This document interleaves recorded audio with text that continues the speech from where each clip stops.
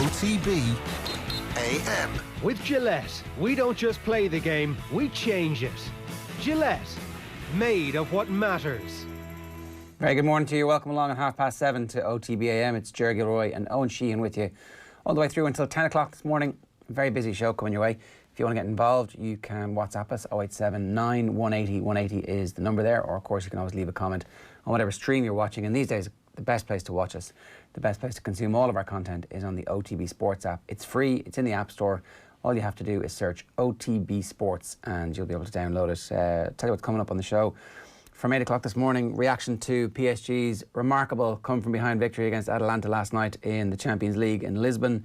So they're through to the next round. After that, we'll get Shane Hannon's update on all the news that's happening around the world. And then reaction to our Cyrus Christie interview from yesterday. Owen has spoken to various people from different walks of life, from the fans groups, from politicians, and we'll talk to them and listen to them and what they made of the news that Cyrus Christie was racially abused by a child who was getting his autograph after an Ireland training session. We'll speak with Dara McGinley after that. Now, Dara was the FAI's social media officer for a good period of time, around this time as well, and just to intimately understand the level of abuse that Irish players are getting at all age groups. This isn't just the senior team, this is happening to our underage players as well.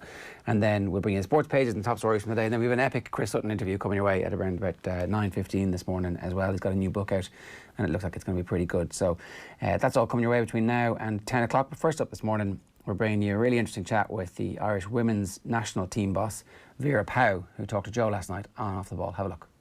I have read that you and your husband enjoy your cycling, big cycling fans. Yeah. We do a few mountains a year. We've done the Mont Ventoux this year. And well, with the COVID restrictions, so we find a very quiet place to stay. And we go up and we don't get close to people, we go down and that's our exercising. Wow, fantastic. Yeah. How was Mont Ventoux? It was hard, but we did it more. It's always 2 hours before the end. I think I will not make this time. I will not make it, but I know that I will. So you keep going. Okay. Yeah, but it's fantastic to reach the top and to be there and see the scenery, and yeah, it's a special feeling. I'm sure it is. Yeah, and is that the big attraction of cycling to you? The scenery, the exercise, all that stuff. Yeah, and doing it together with my husband. My husband has 4 hip replacements. So biking is the only thing that he really can do to the max, walking not, running not. So that's what we do, and we enjoy it so much to do that together. I do want, of course, to ask you about how things are going with the Irish team, and you've got a big couple of months ahead of you. Just briefly, though, your own footballing days. I mean, you had this fantastic career with the Netherlands, 89 appearances for your country, and you played in Italy as well. For you growing up, were you big into your football? Were you playing football? Were young girls encouraged to play football in your world? No, I grew up as a boy. I'm one of a triplet with 2 brothers. My sister is 3.5 years older. So as a kid, that is your big sister, but you don't play with her. There's too big an age gap. So with my brothers, we grew up. There were no other girls in the neighborhood of our age. So we played football on the street. That's how it started, like so many of us of our age. And I could only join a club when I was 13 with dispensation, because at that age you could only start at the age of 15. But my dad wrote to the association and said, I cannot explain anymore that she cannot play football. So please let her play with the adults. So I played as a 13-year-old with adult women in the club. But for me, that didn't matter because I could finally play games. Okay. So you, as a 11, 12-year-old, had no team to play for? No. I always went with my brothers to their games. And everybody knew me. All the parents went to one side and I could run along the line on the other side. And so I ran where the ball was. Bit sad if you think about it, but back then that was my way of having played a little bit. Yeah. Wow, that is a sad image, I have to say. So you, it is, you played your imaginary game next to the boys. Terrible. Yeah, but that's and then after the game we were playing football again together. So and nobody really realized. Nobody said, "Let us go play." Why don't we let her play? That was it. That was what it was, and. nobody questioned it. Wow. Okay. So, but then your dad wrote the letter and said, I can't stand over this anymore. My parents have always been so successful. In the summer, every year there was a tournament for schools, and they always threw my application out.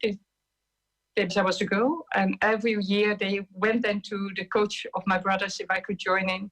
And so every year I was illegal playing. I looked like a boy, so nobody knew that I was playing. Short haircut, wow. Yeah, but my parents, what I want to say is my parents really, really supported me, and there was no issue that they thought that I should play something else. Well, it's good. I think we've come a long way in that relatively short period of time. When you went into adulthood then, and obviously were very successful, Vera, were you professional? Were you being paid to play football, or were you juggling work as well? Only in Italy. The rest of my career, I've paid in order to play. So it cost me money.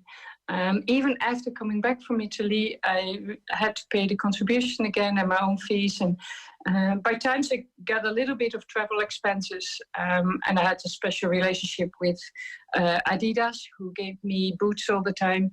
But other than that, I had to do everything and pay everything myself.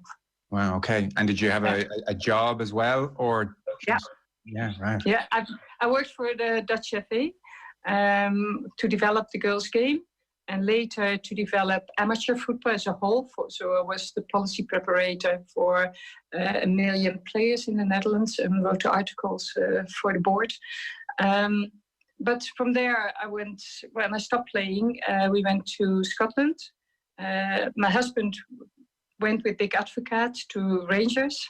I think not many Irish people will be fan of the Rangers, but we've had a fantastic time. And the rivalry between Celtic and Rangers was on the pitch, but off the pitch, people were very, very respectful to each other. Okay, very good. And during your playing career, were the Netherlands team successful? We were successful in the sense of that we reached the quarterfinals 3 times of the European Championships, but back then only the semi-final and the final was like a tournament. Okay. So we only reached a final round in 2009. I was coach there. That was the first time ever that we qualified, and we had by far the youngest team, by far the lowest ranked on the FIFA ranking list, but also the debutants of the tournament. And it's been because UEFA had extended the tournament from 8 to 12. So with playoffs, we could finally qualify. Because before you had no chance. And that was the biggest thing also for Ireland. Now there is a chance to qualify. Before, when there were only 8 teams going to finals, there's just no chance because the big countries became bigger because they were going to finals and the smaller countries not. And in my time being a committee member in FIFA, that was my key point to fight to get the tournaments bigger, because if you have no chance to qualify, the association will not invest in you. And that happened all over the place in Europe, but also in the world. So the extension, for example, from 16 to 24 teams of FIFA made that the Netherlands could qualify. Because if that would not have happened, the Netherlands wouldn't have even qualified, because both times in 2015 and 2019, we needed playoffs to qualify. Well, we all know how far the Netherlands went this time. Without that extension of number of countries, we wouldn't have even been there. So I'm proud of that. I've put so much energy in it with a few others, and done presentations, because that was key for the game to develop. And countries like Ireland are still benefiting of it because we can now qualify. And before, with Germany in your group, you had no chance. Yes, of course. You mentioned your husband there. Excuse me if I mispronounce his second name. Bert van Lingen? Yeah, that's quite right. Okay, I'll take that. Yeah. So he was an assistant of Dick Advocacy's for a long time, and he coached the Netherlands women's team. And so he popped up in Scotland, obviously, with Dick Advocacy. And you seem to start a lot of your coaching career in a big way in Scotland. Is this all a happy accident that you've become a coach, or was this something you desperately wanted to do when you retired from playing? no, that was a logical next step. Because I coached already, worked for the Dutch FA. I prepared myself for my future because, as I said, I had to pay to be able to play. So I had to think about my future. And it was already from a very young age that I knew that what I wanted in life. And so I went to the University for Physical Education, not to become a teacher, but to have a very good core base of theory and practical of how to teach and all the knowledge that you need. A lot of, let's say, luggage in your backpack, a lot of tools in your backpack to be able to react on situations. And from that, I went to the Sports Institute in the Netherlands to specialize myself in all different directions. And I chose all the directions to become a better football coach later. And of course, one of the directions was becoming a football coach. While working for the Dutch FA, I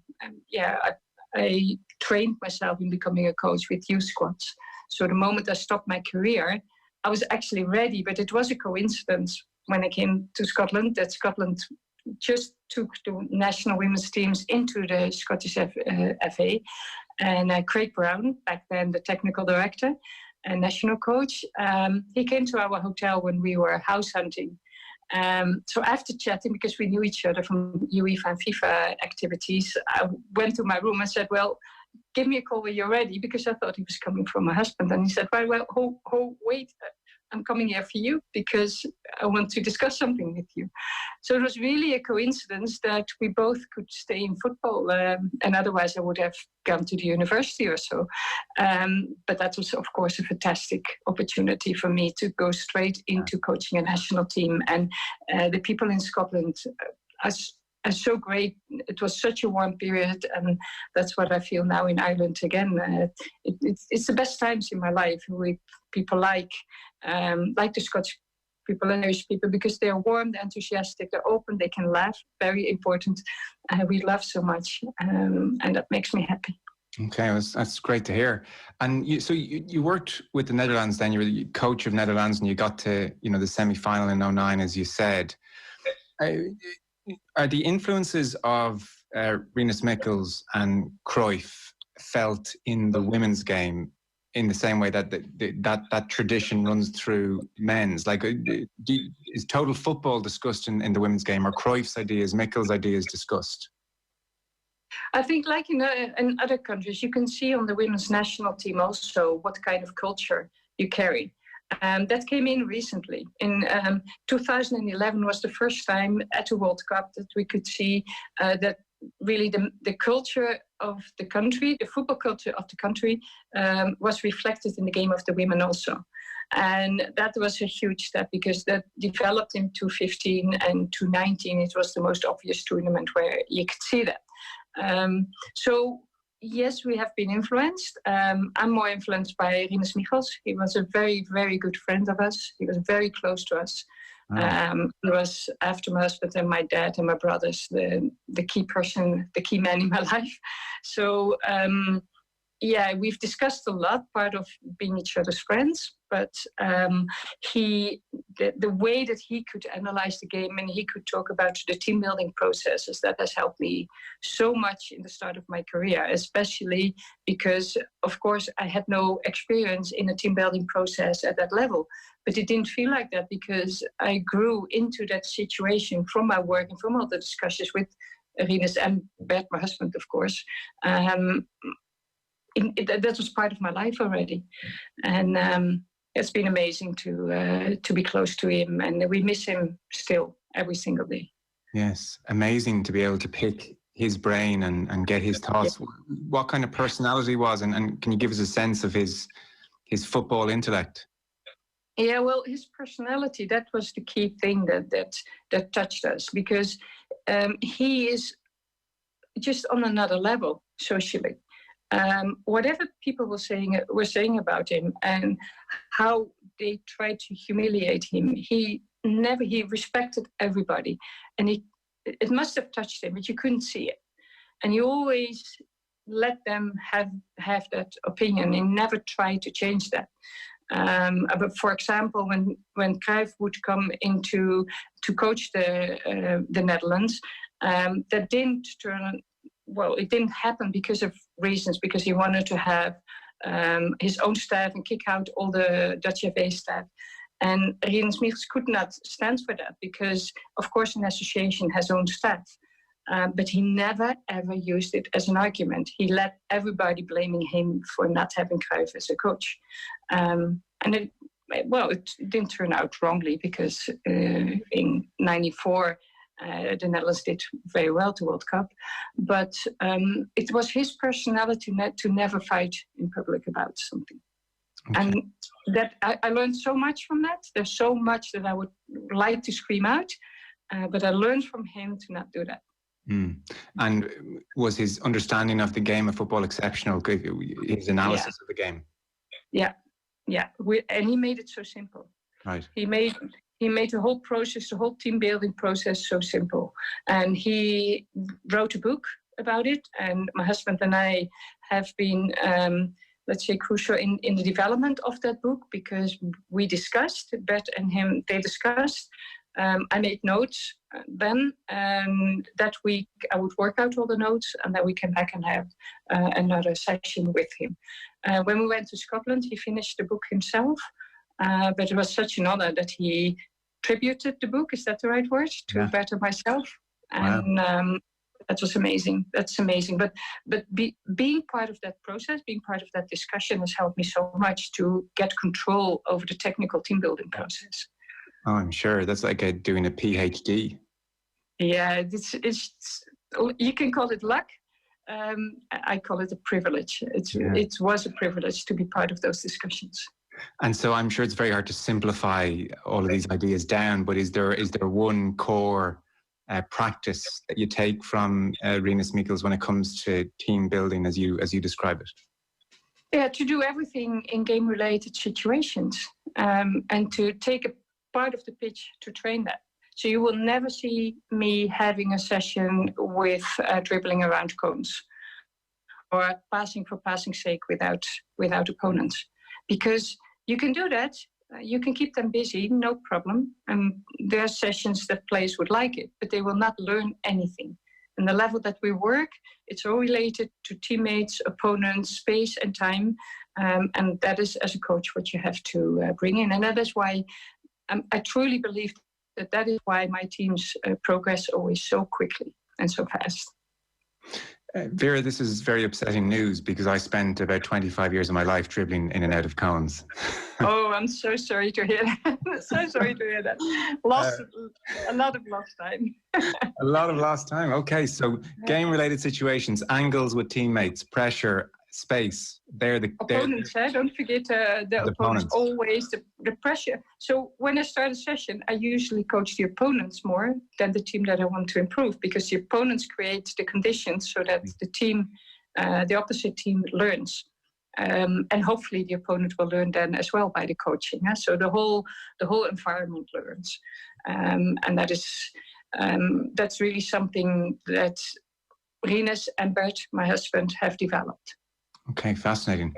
So you mentioned there that increasingly the various countries, the footballing culture is matching up with the women's and men's teams. You can see a style of play which is similar.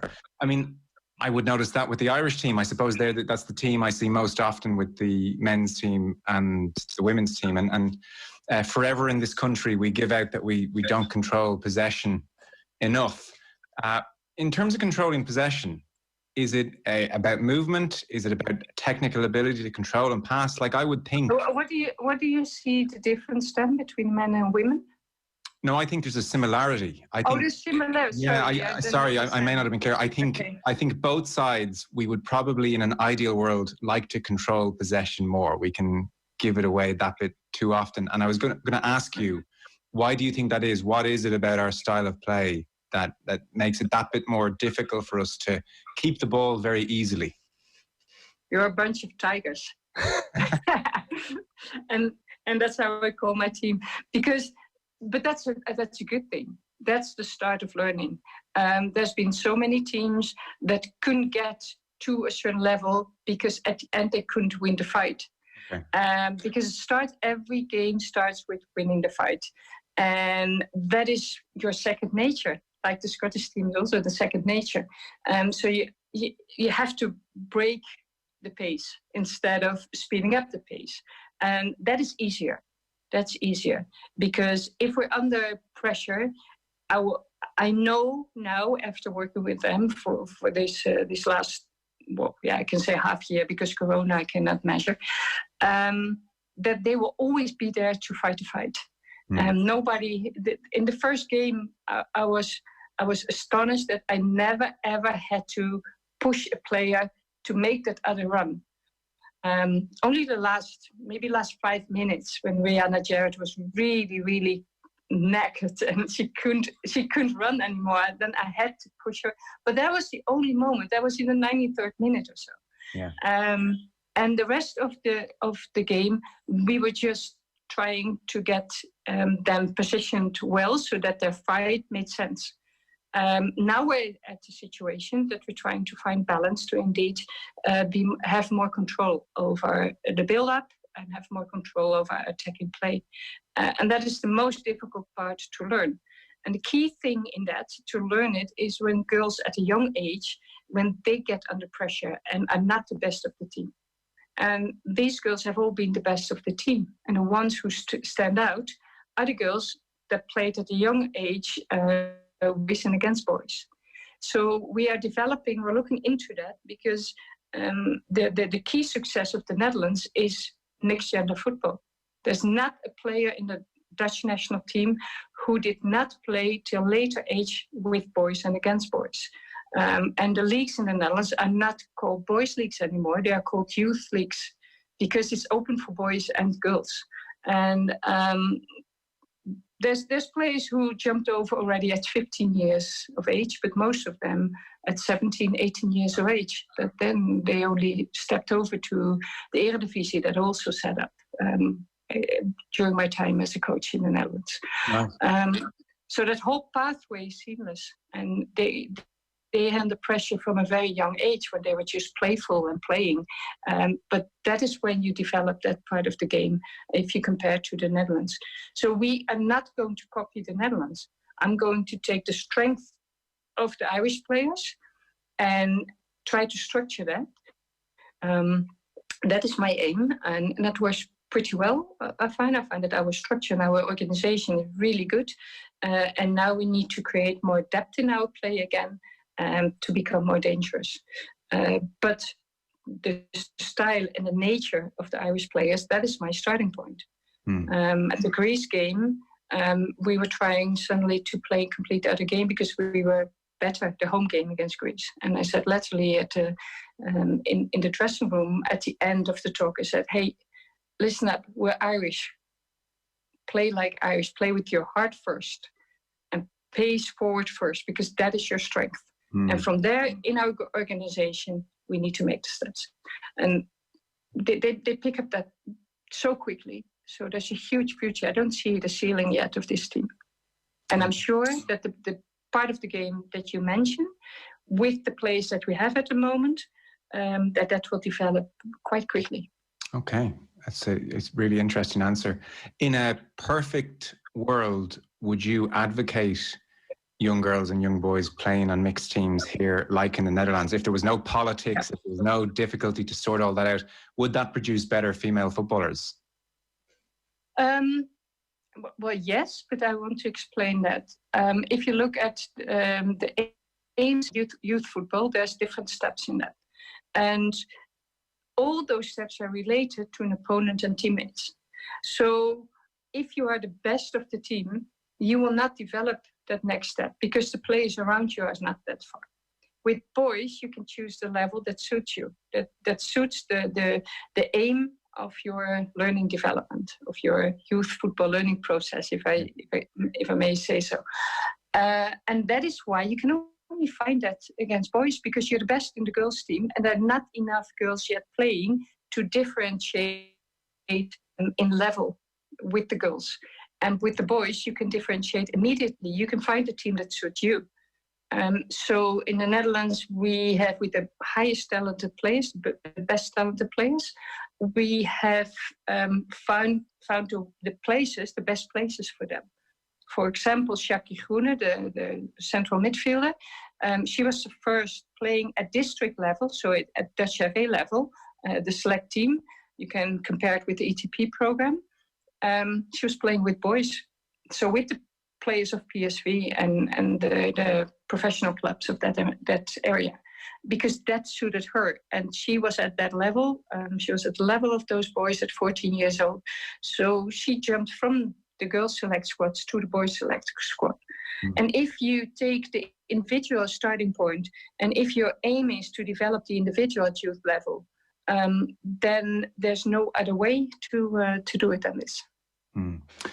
Right across the world, we are seeing more and more girls playing football. Thankfully, unlike you, they're on the pitch and not running up and down the side on their own. Yeah.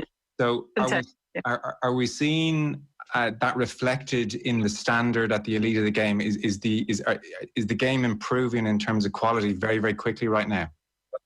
Yeah, it had a dip. How do you say that? A low. That was after 2011 to 2015, because it was starting to be, let's say, normal to join a girls' team and not anymore to play with boys. So the street footballers left the game, and the maid footballers in girls' teams with not so good girls around them were coming into the game. So the 215 level, but a lot of pressure, a lot of training. So the 215 level was very flat. Everybody was about the same. There were hardly any stars. There were just a few of them. But luckily in 2019, you see now that mixed gender football has really brought in that part. Because after that we had made policy of it, it became international policy also from FIFA and UEFA, and all teams started to play against boys, girls individually in boys teams, youth leagues that were put open for girls. And now you see back that there's individual stars stepping up and becoming the best team, and there's no star who did not start with boys. Right. Okay. So it's just a very simple core point: get the best players playing at the highest possible level they can under pressure against other excellent players. Well, what suits them, for a defender, that could be a higher level boys team than for an attacker, because if you cannot make that run, if you cannot overtake a player as an attacker, you will not learn to overtake. But a defender needs to stop an opponent under high pressure. So she can play at a little higher level to be able to still learn what she has to learn. And that is under high pressure to make quick decisions and to start to build up under that high pressure. Okay. And Vera, of the Irish team now, I don't know, have you asked them, did they all come through playing just with girls, or is there mixed gender, or what was the general schooling? Yeah, the highest talented players have all played with boys and against boys, like Denise O'Sullivan, Katie McGee. The most creative players have started their game with boys. Right. And hopefully we can get all players training with boys again. We are busy with insurance, there's some issues with insurance, but we try to get all the Irish players from all the select teams to get them as a team insured so that they can train with any boys team in Ireland, so that we can find the best place for them. OTB AM. With Gillette, we don't just play the game, we change it. Gillette, made of what matters.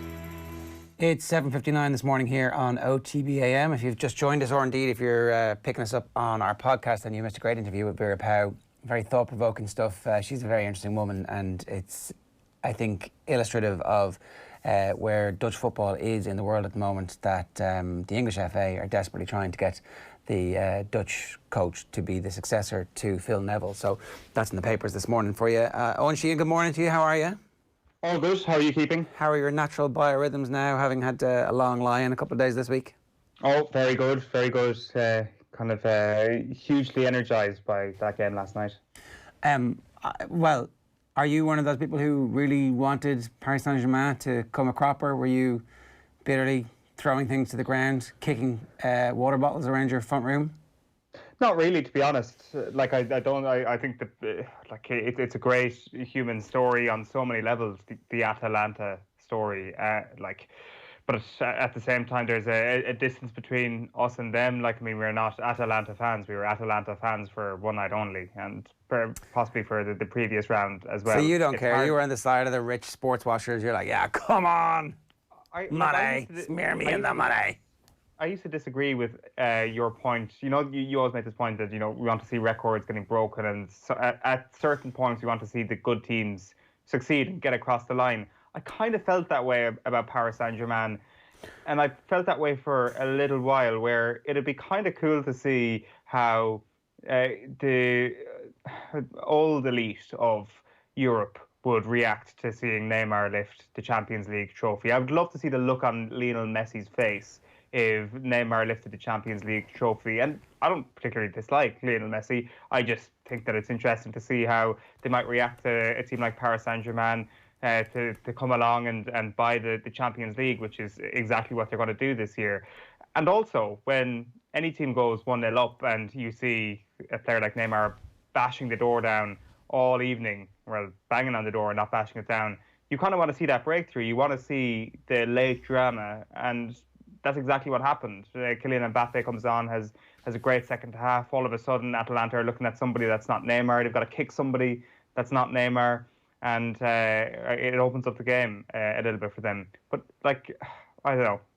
I thought Neymar was absolutely unbelievable last night. I thought he was sensational. I thought that when a player has everything going for him and is let down by his shooting, there is naturally going to be a kind of a magnetism for criticism from everyone.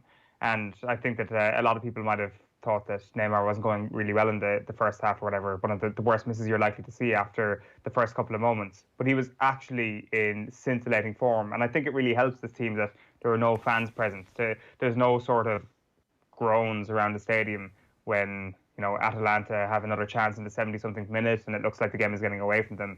So that helped them. And like it's going to be very, very tough to see them getting beaten in the next round. You'd have to say Paris Saint-Germain are going all the way to the final at this point. But like there's so many different like storylines to this, even from a non-Atalanta level. Like seeing Choupo-Moting scoring the winning goal last night is quite a story. And I'm not sure if you've seen this stat that was doing the rounds, but Richard Jolly, who is always worth a look on big nights, he is an incredible statistician. He said if Eric Maxim Choupo-Moting plays in the next round, it will mean that the relegated Stoke squad of 2017-18 had players who played in the 2005, 07, 08, 09, 10, 11, 13, 15, 16, 19 and 2020 Champions League semi-finals, which is possibly the best stat you're ever likely to see. I'm going to go back and watch Premier League years immediately and just watch a lot of those games featuring that Stoke team of 17-18. Who took them down? The manager? Yeah. I can't quite remember, but the players were 2005 was Glenn Johnson, 07 was Peter Crouch, 8 and 9 was Darren Fletcher, 2010 was Bojan, 2011 was Fletcher again, 2013 was Shaqiri, 15 and 16 was Heze, 2019 was Shaqiri, and then it would be Choupo-Moting if he plays in the next round. The manager of Stoke in 17-18. 17-18. Okay, so it was Gary Rowett in 18-19. So 2017-2018. Mark Hughes. Did Mark Hughes bring them down? He got sacked, and then Paul Lambert brought them down. Ah, wow. A happy combination of Mark Hughes and Paul Lambert. God, who would have thought it? They were merely just setting the scene for a player like Choupo-Moting and Jadon Shaqiri to go on and achieve great things, really. So, yeah, that's you're not going to beat that for a statistic from last night. But, like, I mean, it was probably the best game of football since lockdown has eased a little bit. It's probably better than anything the Premier League has to offer. It's the greatest sports competition in the world, the Champions League. It delivers time and time again. Well, a shortened week-long Champions League is the greatest thing that's ever happened to football. Without question. It really feels like a World Cup. And last night really felt like that game in 2018. Do you remember Belgium against Japan, when everybody was like urging on Japan, but then they stupidly... there was they had a corner and they had the lead, and everybody's like, okay, the Japanese person who's taking the corner here is obviously going to take this short, and they'll play around by the corner flag. He pumps it in long into the box, and Belgium go down the other end of the pitch and score. Like, there was a similar-ish feel to Atalanta last night. Not as stupid, but they played a ridiculously high line. They were basically playing on the halfway line, even at 1-0 up, and it was a little bit suicidal at times how they were playing. You've got to doff your cap to them, but at the same time, you live by the sword, you die by the sword. You probably could have battened down the hatches a little bit better. By all accounts, they were absolutely exhausted, and it turns out not doing any football for 5 months leaves you in fine fettle when you can have 5 subs, particularly when you've got the type of bench and strength and depth that PSG have. Although I suppose if Choupo-Moting is coming off the bench, there is a bit of debate about the quality of the strength and depth. Maybe from English football fans who don't understand that he's actually gone on to have a reasonable career. When you think about it, they should be at this stage of the competition every year. They have Neymar and they have Mbappe in their team. Without question. Like, the 2 of the best attackers you're likely to find in Europe, and like I definitely do think that there is kind of like a glass ceiling moment here where the lack of crowds has just given them this opportunity to park everything, make it feel like more of a training ground where Neymar can complete his 16, 17 dribbles, the most by an individual in a Champions League game, without the sense of, oh, I'm running into brick walls here. Like, I mean, you look at the rest of the bench they brought on, like Julian Draxler, who I totally forgotten existed. He's not a bad bench player to be bringing on. Like, and Choupo-Moting will get looked at as this crazy quirk, how did he end up where he ended up sort of situation. But like, there are other situations like Choupo-Moting that have existed in the not so distant past. Players can sometimes just get better. I know he's 31 at this point, and the improvement has happened quite late, and there's a very easy stick to beat him with. But at elite sport, there is very fine margins between the great players and the good players. Well, and that step up we've seen in other games before. It's not entirely alien. Maybe he's just got really good, or good quality, maybe the system suits him. Good quality scouting understands that he's going to fit particularly well with PSG in a way that he didn't, or maybe he performed really well in that Stoke team when he was surrounded by absolute rubbish. And also, the managers weren't very good. That's one of the other things maybe that we should talk about sometime. 0879 180 180 is the number here this morning on OTB AM. It's 7 minutes past 8. If you want to get involved, get onto the OTB Sports app, download it, and you can listen and talk to us through that as well. Shane Hannon, good morning to you. How are you? Morning, lads. Keeping well, and yourselves? I'm glad you put on some clothes. Obviously, spent yesterday in front of the TV doing nothing, lying on the couch, watching the snooker. Oh, you know it. I thoroughly enjoyed the snooker yesterday. For once, we had a bit of controversy at the start of Ronnie and Mark Selby yesterday that they were giving out about the conditions. So the tables, the humidity in the room apparently was creating awkward conditions on the table, quite a slow table. What does that mean? Like, hang on, the humidity in the room. There's nobody in the room, so what's going on? I don't know. You see, they have the temperature set on the table and within the room. The lack of human beings. Usually, there's of course 1,000 people in the arena, but the lack of people in the room means that the temperature is a little bit harder for them to decipher. So it can create conditions on the cloth that affect the speed of the table, which affects the player's ability to hit certain shots. And both players were complaining about it last night. And I think the chalk as well that Ronnie O'Sullivan was using is actually different to the chalk that some of the other players use, so it creates kicks. So you can't really predict these kicks, but sometimes they hit shots that cause the ball to do things that they did not intend. So it was a little bit funny to watch these players hitting shots that you and I would hit in the snooker club. They're all in their own heads a little bit, are they? Yeah, it's and probably a little bit of nerves as well. But Stephen Hendry seemed to be saying in the punditry last night that the conditions were far from ideal. So. Hopefully that improves, but maybe for the neutral, hopefully it doesn't, because it's quite entertaining to say the least. We were saying earlier on this week, Ronnie has 5, is that right? He's got 5 world titles, but he needs 6 to get to the same level as Steve Davis.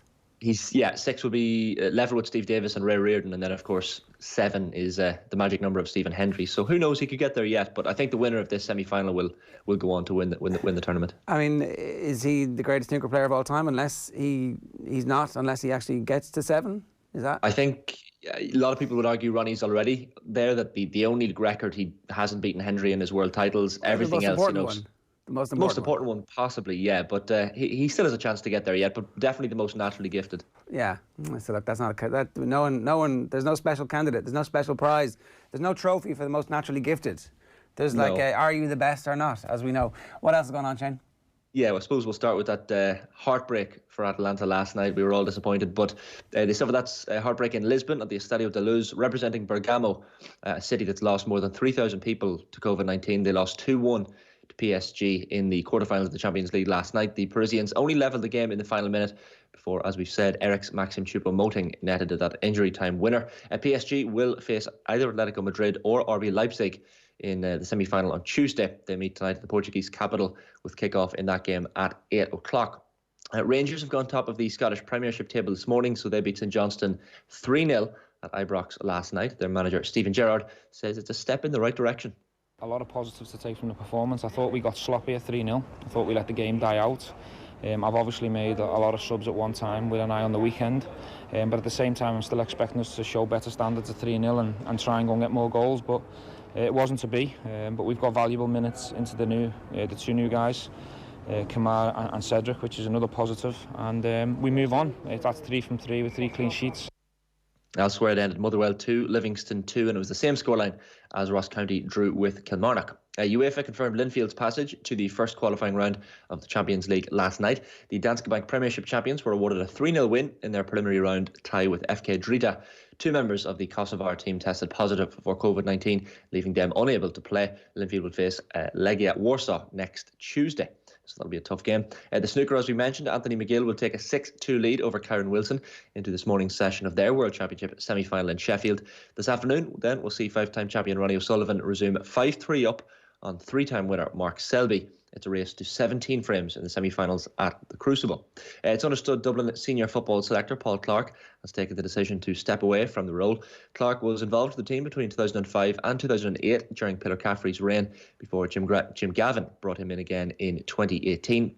The Irish Independent reporting this morning as well that Ballyboden St Enda's director of coaching Brian O'Regan has joined Desi Farrell's backroom team.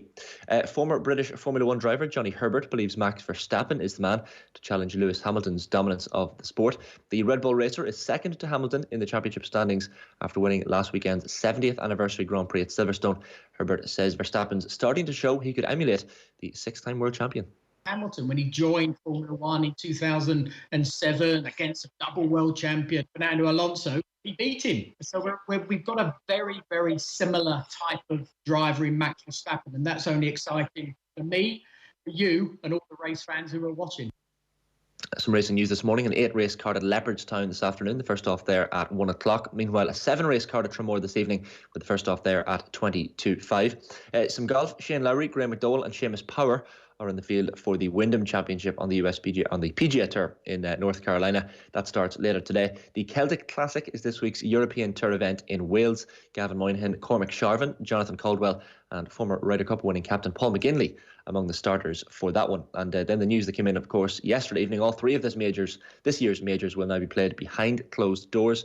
Augusta officials confirming yesterday no patrons will be allowed on course for this year's Masters. The tournament was originally scheduled for April but has been delayed until November due to COVID-19. Last week's PGA was played without fans, while September's US Open in New York will also be played behind closed doors. Augusta chairman Fred Ridley says the potential risks of allowing fans to attend are too significant. Patrons. Thanks, Shane. Thanks, lads. More from Shane across the day on otbsports.com. Of course, here's what's coming up on the show for you over the next while.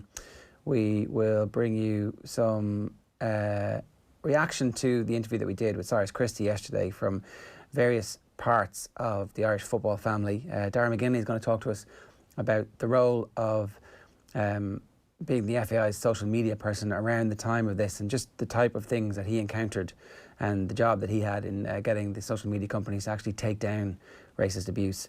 We'll bring you to the sports pages and the top stories, and then we've got an epic Chris Sutton interview coming your way at around about 9:15 this morning. So a very busy show between now and 10 o'clock. If there's anything you want to get off your chest, 087 9180 180 is the number you can WhatsApp us on. OTB AM is live in association with Gillette. Good morning. Start with Gillette, giving you the confidence to tackle the day ahead. We're back with reaction to the Cyrus Christie interview on OTB AM after these.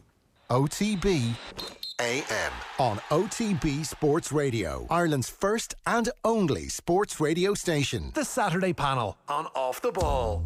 There's a growing hostility towards cyclists. We're somehow seen as a nuisance, when in fact we're just people trying to get to work. I've never ever gotten one bad word said to me about my sexuality, or from the opposition, or from, actually in one bad time, nearly, the girl was marking me so tightly, I was like, I have a girlfriend.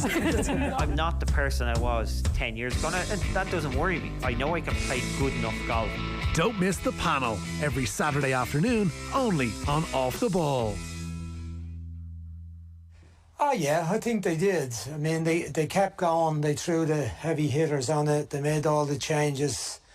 They took some risks. And they got the reward in the end. I actually thought for the last 15 minutes that it was settling into Atlanta being comfortable and PSG getting frustrated. Neymar was fading from the game. And they'd actually got the grips for Mbappe for a few minutes. Initially, when he came on the 59th, 60th minute, he did a few things. But then I thought it calmed down and they were getting through it and the goalkeeper wasn't being tested. And I just thought Atalanta might get across the line here.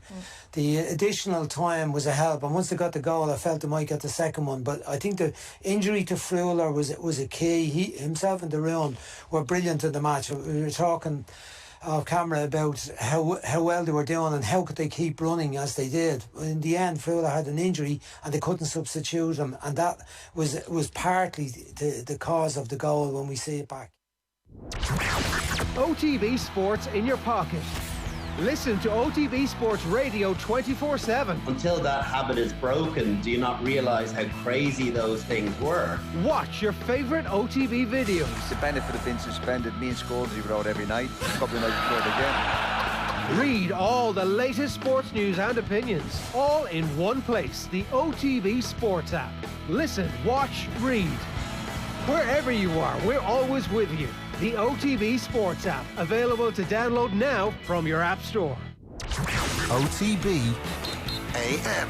With Gillette, we don't just play the game, we change it. Gillette, made of what matters. It's 17 minutes past 8 here this morning on OTB AM. As you know by now, the wait is over. The UEFA Champions League and Europa League are back. Virgin Media TV and broadband customers can enjoy a festival of football with every game live on Virgin Media Television and Virgin Media Sport. Check out virginmedia.ie for amazing broadband and entertainment bundles. Now, our piece with Cyrus Christie yesterday obviously got us thinking about racism in Ireland and what we're doing as a country to stop discrimination and to promote diversity. We got the thoughts of Labour TD Eoin O'Riordan, Sport Against Racism Ireland co-founder Ken McHugh, and Phelan Warren of Ireland Supporters Group. Why big? It's funny that, Cyrus, you're not Irish, but you're born in England or whatever it might be, but I don't see the likes of Richard Keogh, or I didn't see the likes of Harry Ott, I didn't see the other lads, that Kieran Clark or whoever it might have been, that were born in England. No one was saying that same stuff to them. But me, David McGoldrick, Callum Robinson, the three black lads, it's coming at us that same way. We're the ones that are getting spoke about like that. And, that's just one little minor issue, but people won't realise that because they're not in our position. Cyrus Christie there, speaking on OTB AM this week, as he revealed the true extent of the racist abuse he has suffered while playing and training for Ireland. Now, we wanted to know what more can be done to deal with these incidents when they come to light, but also how we can do better as a country to stop them from ever happening in the first place. Here's Labour TD Eoin O'Riordan. I think in Ireland we sometimes say, we're the best supporters in the world and all the rest of it. But I've been made feel uncomfortable at Ireland matches when there's a guy from an opposing team who's played for Rangers and he gets booed every time he touches the ball. And there's an element to that which doesn't sit easily with me.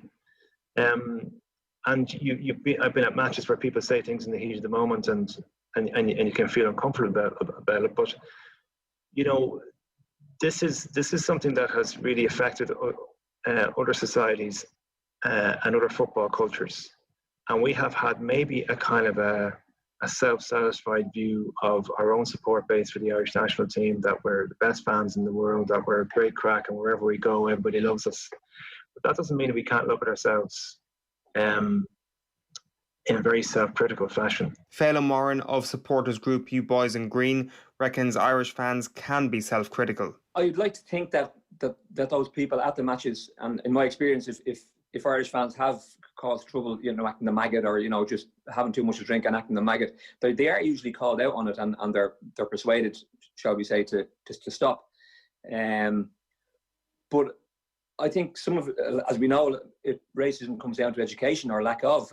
But I think repercussions have to be realistic as well and have to be implemented. There has to be repercussions in this day and age for racist behaviour. And like I say, the fact that no case was pursued against that adult, in inverted commas, who racially abused Cyrus online, the fact that no action was taken against him, it's just not good enough. If there's no punishment, well, there's no deterrent.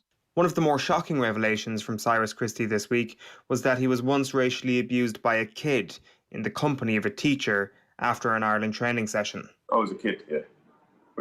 That's why it shocked me. It's come from a kid, so as much you don't want to blame the kid, so it's obviously coming from the parents. In my mind, anyway. I mean, you may think different, but from a kid saying that, and then what shocked me the most is that obviously he's there with the teacher. The teacher didn't say nothing; she allowed it. Let's hear from Ken McHugh, co-founder of Sport Against Racism Ireland. That doesn't surprise us, by the way, because we have come across this quite a lot. Surrey has a programme called Football versus Discrimination, which goes into schools around the country. Last year we did we touched 9,000 boys and girls in around the 12-year-old bracket as well. The last year in primary schools. Unfortunately, the Department of Justice didn't see the value of that, so cut our funding. So we have to rely on funding from UEFA, the Foundation for Children. If there is that safe space, if that child feels that there's a safe space for him or her to say that to Cyrus Christie, but then that's all of our collective fault, that we've created this safe space for racism. But look, what kind of society do we live in? Sport is a reflection of society. Do we have a huge number of people in the Guards who are of various different ethnic backgrounds? I don't think we do. Do we have enough people in politics? We don't. Do we have enough people who appear in national media? We absolutely don't. Do we have enough nurses? We have enough doctors? We possibly do in the medical profession, but we certainly don't have them in teaching.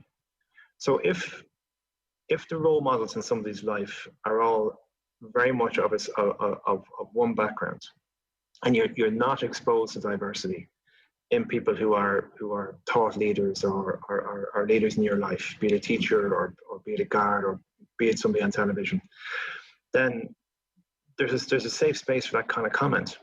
I think in Ireland it's still, I still think there's still a bit of too much of a tolerant attitude to maybe casual racism in the form of jokes or asides or stuff like that. The fact that this young child could be at a training session and subject Cyrus to, or anybody for that matter, to racist abuse, and the chances are that child is an offspring of somebody who grew up watching Chris Sutton, Terry Phelan, Paul McGrath, Phil Babb, who obviously they're rightly idolised. But for that child to verbally abuse anybody, it's depressing, to be honest. And I've passed by the GPO in the last number of weeks, and to see these so-called patriots, trying to spread their bile and their racism in our capital city and wrapping the tricolours around them with the same stuff, it's depressing, to say the least. There are still too many sort of representations of Ireland in the sporting world, and indeed I mentioned the Guards, I mentioned teaching, which are not reflective of that new Ireland. So it's very unusual to come across a GA player, for example, at inter-county level particularly, who comes from a community that's different to what we're used to 20, 30 years ago. What kind of outreach is being done there? What kind of outreach or what kind of proactive anti-racism strategies are being done throughout society? Education, of course, is one of the ways of combating racism, and Christie says what we learn as kids simply isn't good enough. It's a tough one, because obviously I wouldn't say I'm fully educated on it. But I can only go off my experiences, because when you're growing up, you don't actually learn about the different systematic oppression growing up. As you learn about the certain things in history class or whatever, but none of it is anything to do with Black history. You don't learn about all the different kind of stuff that has happened. Like, we go to schools, first of all, there is no such a thing as a human rights module in teacher training, which has been called for years. So teachers haven't a clue then. So you get somebody, a counsellor down in Laois. It's a decent skin. Was having a problem with two major texts. One is called the To Kill a Mockingbird. Okay, and the other is what's the other one? Mice and Men. Of Mice and Men. So these are two of the most powerful anti-racist texts available on the curriculum, and yet at the same time, teachers are not armed to be able to deal with questions from the classroom. I think they see sport as purely recreational tool, you know, compared to other countries like the Germans, for example. I work a lot with in Germany with the German Olympic Confederation, and also in the schools as well. I've done workshops in universities and schools in Germany, where they see sport as that sport has a social responsibility. Whereas here, it's not regarded as such. It's kids be lucky to get half an hour at the max in PE, for example. Completely ignored. We squeeze in, or we used to, when we had the funding, we used to squeeze into RE. So religious education then also presents problems, particularly in national schools, where we produce the curriculum for the principal. Once he sees homophobia on the curriculum, it's dropped. So as a result, they're not getting the full Monty in terms of all forms of discrimination. You know, homophobia is the first cousin of racism, first cousin of sectarianism. So the kids are not being exposed to that. Combating blatant racism has many issues in Ireland. Cyrus Christie was racially abused online after the Denmark game in 2017, and despite knowing the identity of the perpetrator, it did not help his case. And the weirdest thing was his profile was there for everyone to see. And then obviously when the guard had come in and supposedly said they were going to deal with it, absolutely done nothing, you know. So that's where you give up. And I've spoken to it so many times with so many people. I can understand why people don't say anything, because it never gets dealt with from any association to whoever it may be, the police, whatever it might be. They don't do enough. They don't even they come to a certain point where, because it's more high profile, they look like they want to do something, but it's more to, I think, to benefit themselves. Up until now, it's a Mickey Mouse setup. You know, the guards are hamstrung. Absolutely. They have a unit dealing with diversity.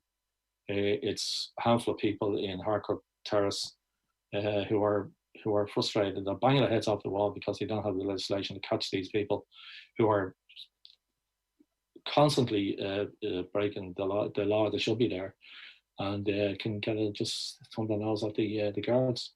In the case of the second case, with Cyrus Christie, where he was abused after the own goal, which wasn't his fault. The 20-year-old was brought up in front of the guards, and the guards sent it to he was interviewed. Guards sent it to the DPP threw it out because legislation didn't cover it. Now, we believe that the likes of the Football Association of Ireland, for example, basically made a statement but never put pressure on the guards. Do you know what I mean? Like, it's not that's his association. Maybe the PFA in England should have been like they're lax as well, because we know from our reports from our colleagues in the UK that the PFA are very slow to act on it. And they have all these slogans like show race and red card and kick it out and all that. But that's no use if there's no education program, sustainable education program. But that's what we do. Like red card, we teach that something like smoking is bad for you, but we teach it how to stop smoking. When someone from my family actually rang to find out what was going on, they said, we actually don't have a case. We don't even have a department to deal with this. So, you know, you're fighting a losing battle there, really. And now I can see why people don't ever try and pursue anything. Well, the education side is the carrot. You know, the legislation is the stick, right? So for years, Sport Against Racism been trying to get the Department of Justice to transfer the what they call it, Macpherson principles from the UK, including the north of Ireland, of course, down to the Republic under the Belfast Agreement. It's possible to do that, but we have been completely ignored by them. I even went to the trouble of hiring Imran Khan, who was the solicitor, who was the brief dealing with the Lawrence family after the murder of Stephen Lawrence, the racist murder of Stephen Lawrence. And that's how the Macpherson report came about. And it's fine, it would work very well in the Republic, but there's absolutely no way that they will tolerate that something coming out from the north of Ireland, despite the fact that we're supposed to have a level playing field on policing. And in fact, the new chief, the commissioner, has policed Commissioner Harris has policed hate crime in the north of Ireland. And he's incredibly frustrated because somewhere in the Department of Justice, either the ministers or the civil servants are blocking the progress of hate crime and hate speech legislation. We have to link public funds then to what sporting organisations are doing in this sphere. We have to say to the GAA or to the FAI or to the IRFU, you're getting state money and what you're doing in sport is so powerful.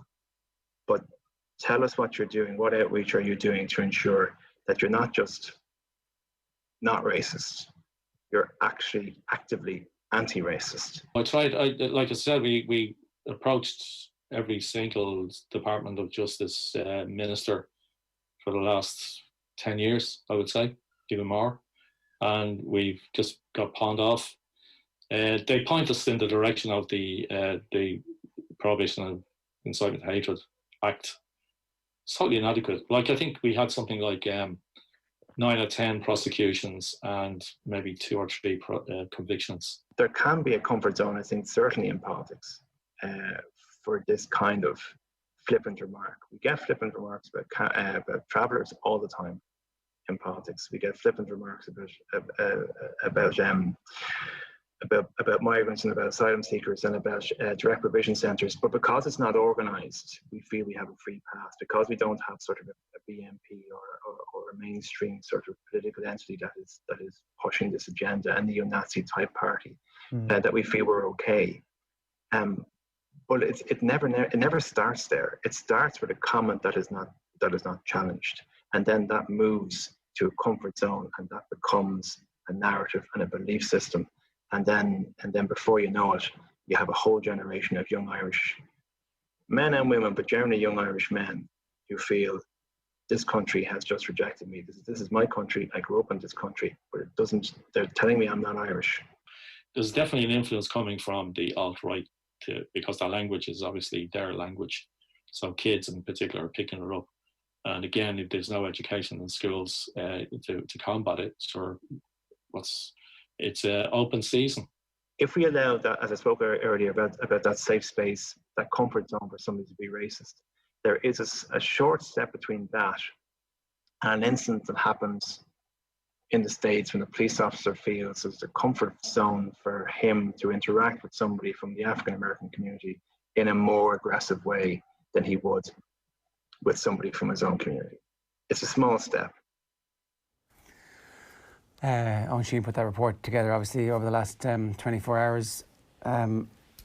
It's very powerful stuff from people who fully understand exactly what they're talking about and the dangers of us tolerating this. Yeah, geez, and that last line from Adon or Eardon there about the very small step between the police brutality we see in the United States and what we're actually experiencing here mentally. It's a very small step, and it's only when you speak to them how you kind of realise how unbelievably vigilant we have to be of this, and how it's way bigger than just Cyrus Christie taking abuse. It's so ingrained in certain elements of society, and it's getting worse. Is the thing. Like that's the point that Sari make, that Ken made in the rest of our chat yesterday as well, is that they hoped to have done themselves out of business at some point in the last 20 years. Hasn't been the case. If anything, it is getting much, much worse, and there are a few obvious reasons for that, social media being one of them. And then you hear what O'Riordan was saying there as well about the lack of a far-right party in Ireland, but it doesn't mean that there isn't a bubbling of far-right tendencies within Ireland to the point where that could become a scary reality one day.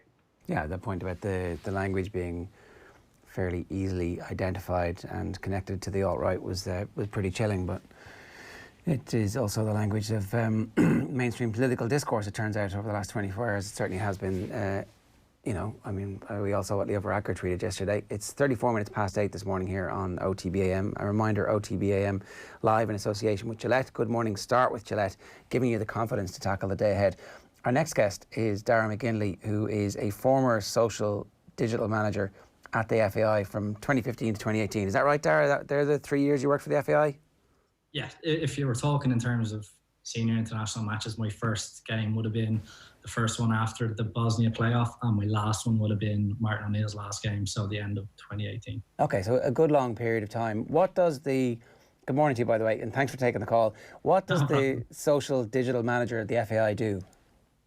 There's various different initiatives across the FAI, so I would have worked from all the grassroots initiatives that the development officers would have run, 52 of them I think there was across the country, and then promotion of the League of Ireland and the Women's National League, as well as the international teams from under 15 up to senior international. So in terms of my dealings with the senior team, I would have been travelling home and away with them and working with them on their social media, assisting with media interviews, be it with yourselves or anything else, and then education on social media. And if there's any issues, then I would be in a position to assist them. In terms of the education with the senior team, a lot of them would get a huge amount of education with their clubs, but we would do at the FAI, I would have done a huge amount of education with the underage players in particular, because they may or may not know what they're getting themselves into on social media. It can be a very positive place, but in the situation that we've seen here, it can also be very negative. And players who are not aware of negative comments that they may get, where I was there as a support for them, and would then help them with that in reporting and hopefully getting either accounts taken down or users removed from social channels. Okay, so it's a very broad and busy job. From an international perspective, then you would have worked with the international teams at all age groups. So, and just to reiterate the point, the senior team, I presume, you know, they all have had media training baked into getting to the point where you're good enough to play international football. Whatever club you've come through, there's a press office there and multiple people working in it who would have conversations with you. You'd have an agent, a lot of them would have had agents as well, who would have at least kind of had some sense of, okay, this is what's going to happen. Maybe before we get to the situation with Cyrus, talk to us about the underage teams, because I suspect that actually your job there is even more important. It's less high profile, but it's an earlier opportunity for you to get into that conversation and say, look, this has the potential to get bad quickly. You should, I mean, in an ideal world it wouldn't, but there might be some stuff that you're not going to like. Do you have any examples of that? You're trying to educate them that these guys, when they come into the international setup at under 15, they're on a pedestal that they wouldn't have been on before. So it's educating them that they need to be responsible as to what they're doing, that in some cases people will be jealous of them and they'll want to knock it.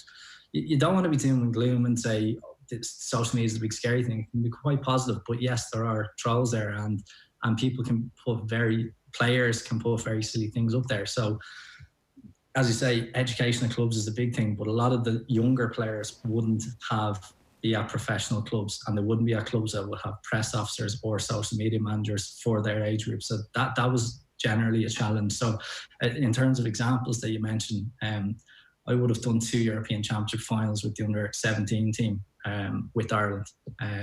We would have done extensive media training with them ahead of the tournament. And I would actually just have asked for a show of hands as to who has done media training. And I think each time there was 2 players and they were at high-level clubs in England, so no one else had done anything. And a lot of naive things were done, to be honest, and you'd have to pull a player aside and say, don't be doing that, take it down. But overall, yeah, the education was there from under 15 up, and you're just trying to help them and make sure they don't do something where they regress. So if they say something silly, they can't then come back and say, well, I didn't know. Education is a huge thing, and if we educate them on the kind of do's and don'ts and what's appropriate when you're an international footballer, I think that's a positive. That makes perfect sense, and lest anybody think we're victim blaming here, this is just the other side of what happens before you go out into the big bad world, and what happens when you're in the big bad world actually happens.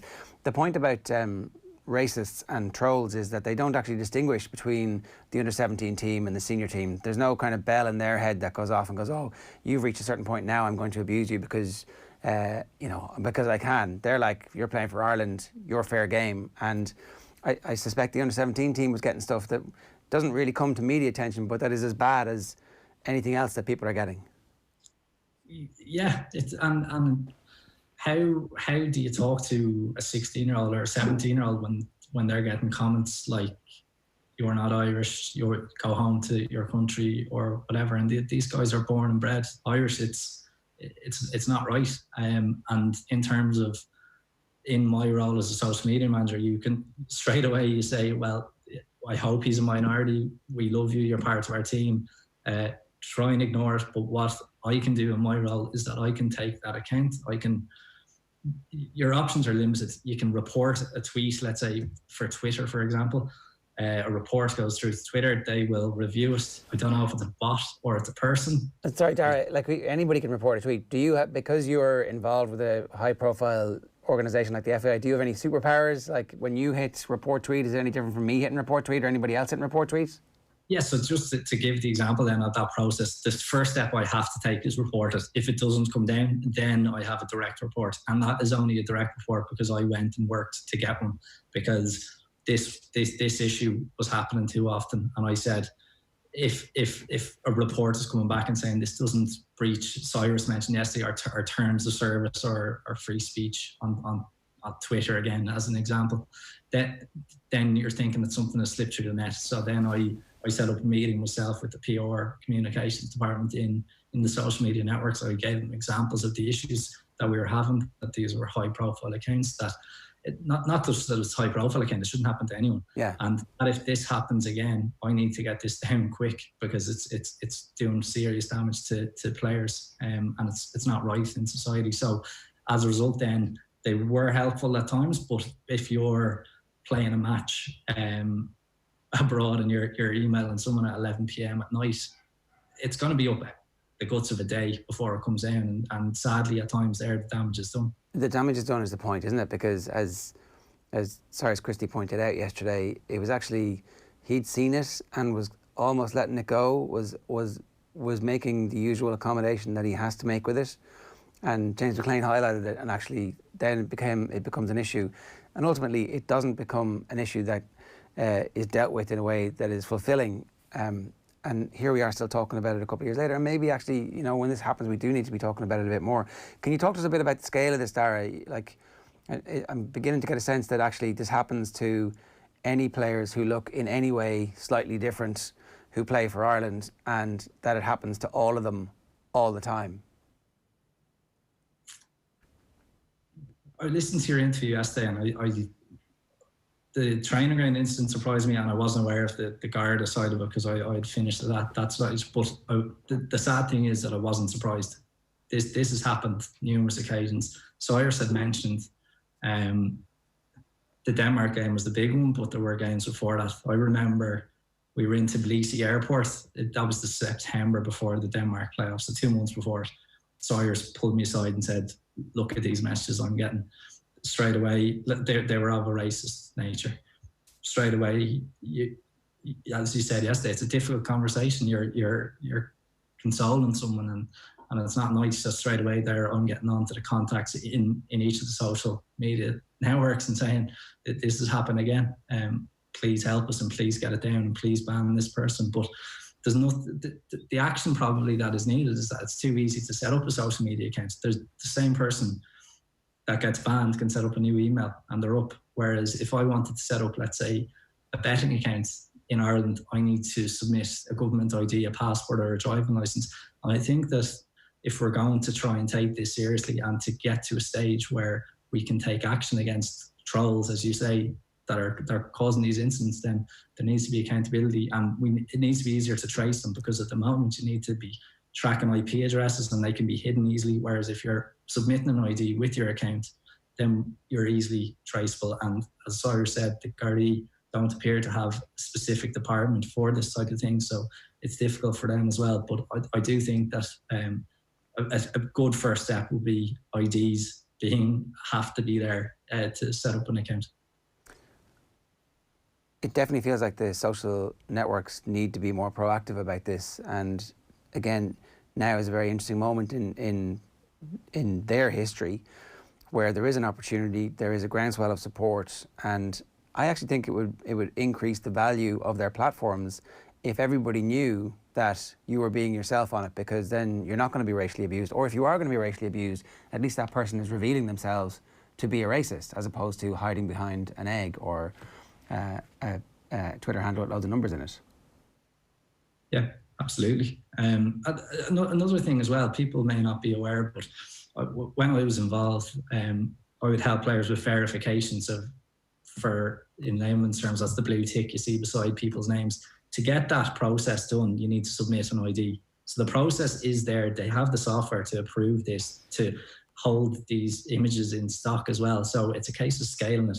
Can they scale it? Do they want to scale it? I hope they do, because it will make a huge difference, and hopefully we'll be able to stamp issues like this out in the future.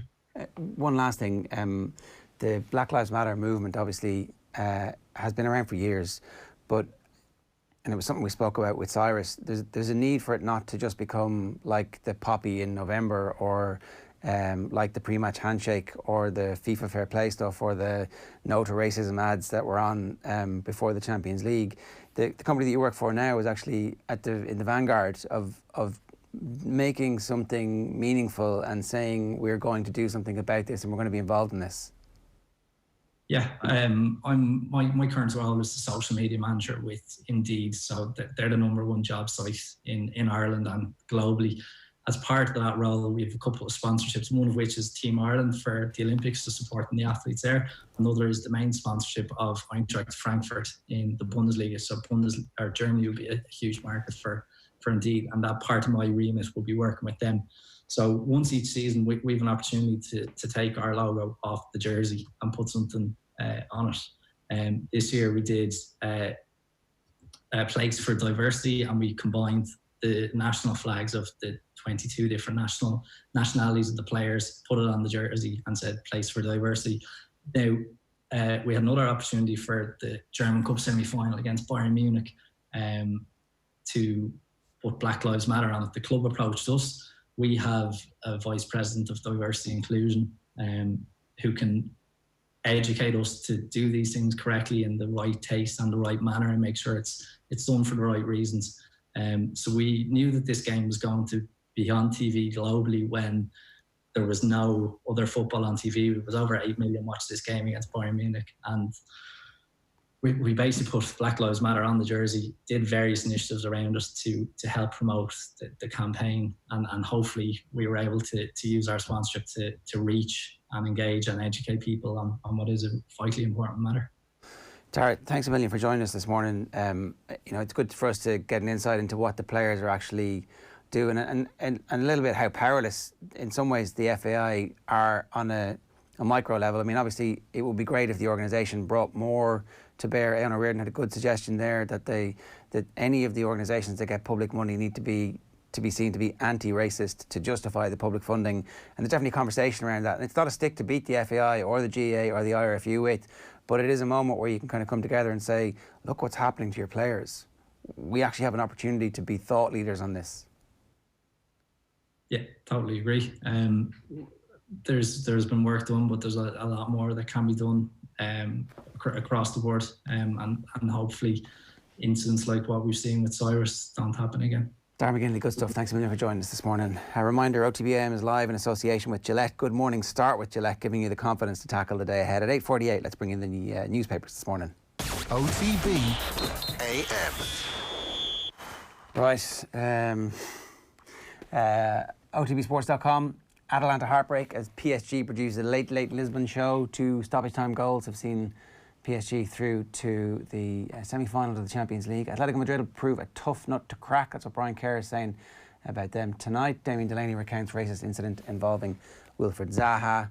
And at Atalanta have a cause behind them. That's a powerful thing. It was the redemption of the club. And then again, after the men in my life, Rinus Michels was the key man in my life. Sorry, after the men in my family. That's the Vera Pauw interview last night. Vera Pauw seems like a very interesting, thought-provoking woman to be in charge of the football team at the moment, and hopefully has a central role in the future of football in Ireland.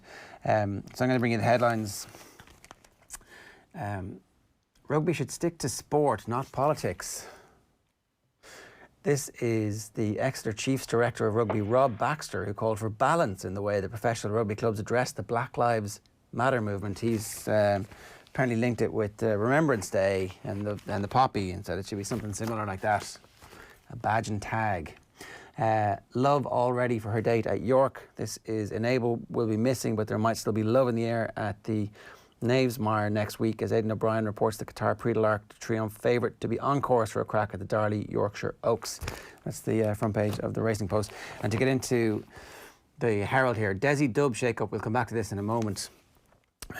Bowden's O'Regan takes on coach role as Clark leaves, so Paul Clark is out, and Ballybowden St Enda's Brian O'Regan, their director of coaching, is in as part of Desi Farrell's backroom shake-up. And Aussie boss thanks Dubs as Jackie's pair returns. Dublin stars Sinead Goldrick and Niamh McAvoy will get a chance for redemption when they return to the Melbourne Demons next year for the 2021 AFL season. The back page of the Indo has a picture of Neymar celebrating. O'Brien, even my best form won't open door for Ireland. Sean O'Brien in all the newspapers today saying that it's very unlikely that he'll ever play for Ireland again, but that if he was to get back to good form, the Lions might not be out of the question. You'll need some experienced heads down there, was how he was selling himself to Warren Gatland. Farrell adds O'Regan to Dub's backroom team, but Clark set to depart. Conor McKeown has all the details on that story in both the Herald and in the Indo this morning. And then there's loads of cricket in the rest of the English papers, as well as the celebrations from Paris Saint-Germain. Jadon Sancho is the story that keeps on giving for all of the tabloids. Wheel or no deal. Where did they get that from? Wheel or no deal is the Tower of the Morning on the Star for you. United put full focus on transfer, but Sancho says he's happy at Dortmund. One of the other newspapers, I think it's Sean Custis, reporting that there's been no contact since the pandemic started, official contact between Dortmund and Manchester United. And Aguero in a race to be fit. There's some doubt, some speculation that Sergio Aguero might actually be fit for the next round should Manchester City make it all the way. Shut that door. That's what the pressure is coming on Jadon Sancho at the minute. According to The Sun, the Mirror, Clark is gone, so they don't have the details about who he's been replaced with. That's the shake-up in the backroom team of the Dublin footballers. Ready to roar, O'Brien hopes to win a spot on Lions Tour, as the back of the Daily Mail in that picture of Jadon Sancho. Look, ma, no hands. Brakes put on Sancho's United move, and that is essentially it. The Examiner is, they're talking to the Tipperary GA County Secretary, who says it makes no sense to run club and county at the same time. He wants the split season. He says he'd already thought about it a couple of years ago and put it forward, but it got voted down, so certainly seems to be in favour of the GPA's suggestions. Beleaguered board sweat on Central Council grant. The money at the missing money for the inter-county GA season is something Dick Clerkin's writing about today. Don't generally agree with Dick Clerkin, I have to say, but he's making the point that counties are going to pull out on the basis of having not enough money to put a senior inter-county team in. Since when did they ever, despite all their massive debts, ever think about not fulfilling inter-county fixtures? The whole point is to fulfil the fixtures. I've got a lot of sympathy with that. Jerry Thorney has a piece about Windsor Park, Alan McLaughlin and the hate in the air that night, and the 1-1 draw. Where are we starting on? We'll start briefly with Dublin, I guess, then, because it's covered across a lot of the back pages. Like the Herald headline this morning, Desi Dubs shake-up. So Conor McKeown, amongst the reporters this morning, reporting the story of a shake-up in the backroom team. Pat Nolan in the Mirror also reporting it. Bowden's O'Regan takes on coaching role as Clark leaves. So what we had during the National League was Desi Farrell being quite coy about how many people are going to be involved in his backroom team, who is going to be involved in his backroom team. In fairness to Desi, he got the job at fairly late notice last December, when everybody, it seemed, was surprised by Jim Gavin's departure. Now, during this pandemic, it seems that they've had the opportunity to pull up the drawbridge and reassemble their army, and they've been quietly going about their business over the last little while. And the biggest development now this morning is that Brian O'Regan is going to come in as a coach into the backroom team, with Paul Clark no longer part of that backroom team. Now, Paul Clark, his involvement with Dublin goes all the way back to Peter Caffrey's time. He was brought in with Jim Gavin in February 2018, so he's been in there for the last 2 seasons. Brian O'Regan, unbelievably highly thought of. It seems Ballybowden's full-time director of coaching since 2002. Quite the title. I can't imagine too many county teams have had a director of coaching since 2002, let alone a club like Ballybowden. I don't think I think you're not allowed to have a director of coaching at inter-county level. Do you remember Tipperary were trying to do that? I'm having a brain freeze here with the Kerry man who was the tip manager, and they were trying to make him the director of football. No, before that. and it didn't work out. They weren't. I think there was some kind of like, you're not allowed to do that. Whereas actually, of course, you're allowed to have full-time employees. And a club like Ballyboden, in fairness, has literally thousands and thousands of kids on a weekly basis horsing through the various coaching sessions. So you want professional people involved in the time that your kids are being coached. I think, like, I realise that a lot of people think there should only ever be volunteers and no one should get paid. But if you... Go on, John Evans is the John manager, Evans, John Evans, yeah.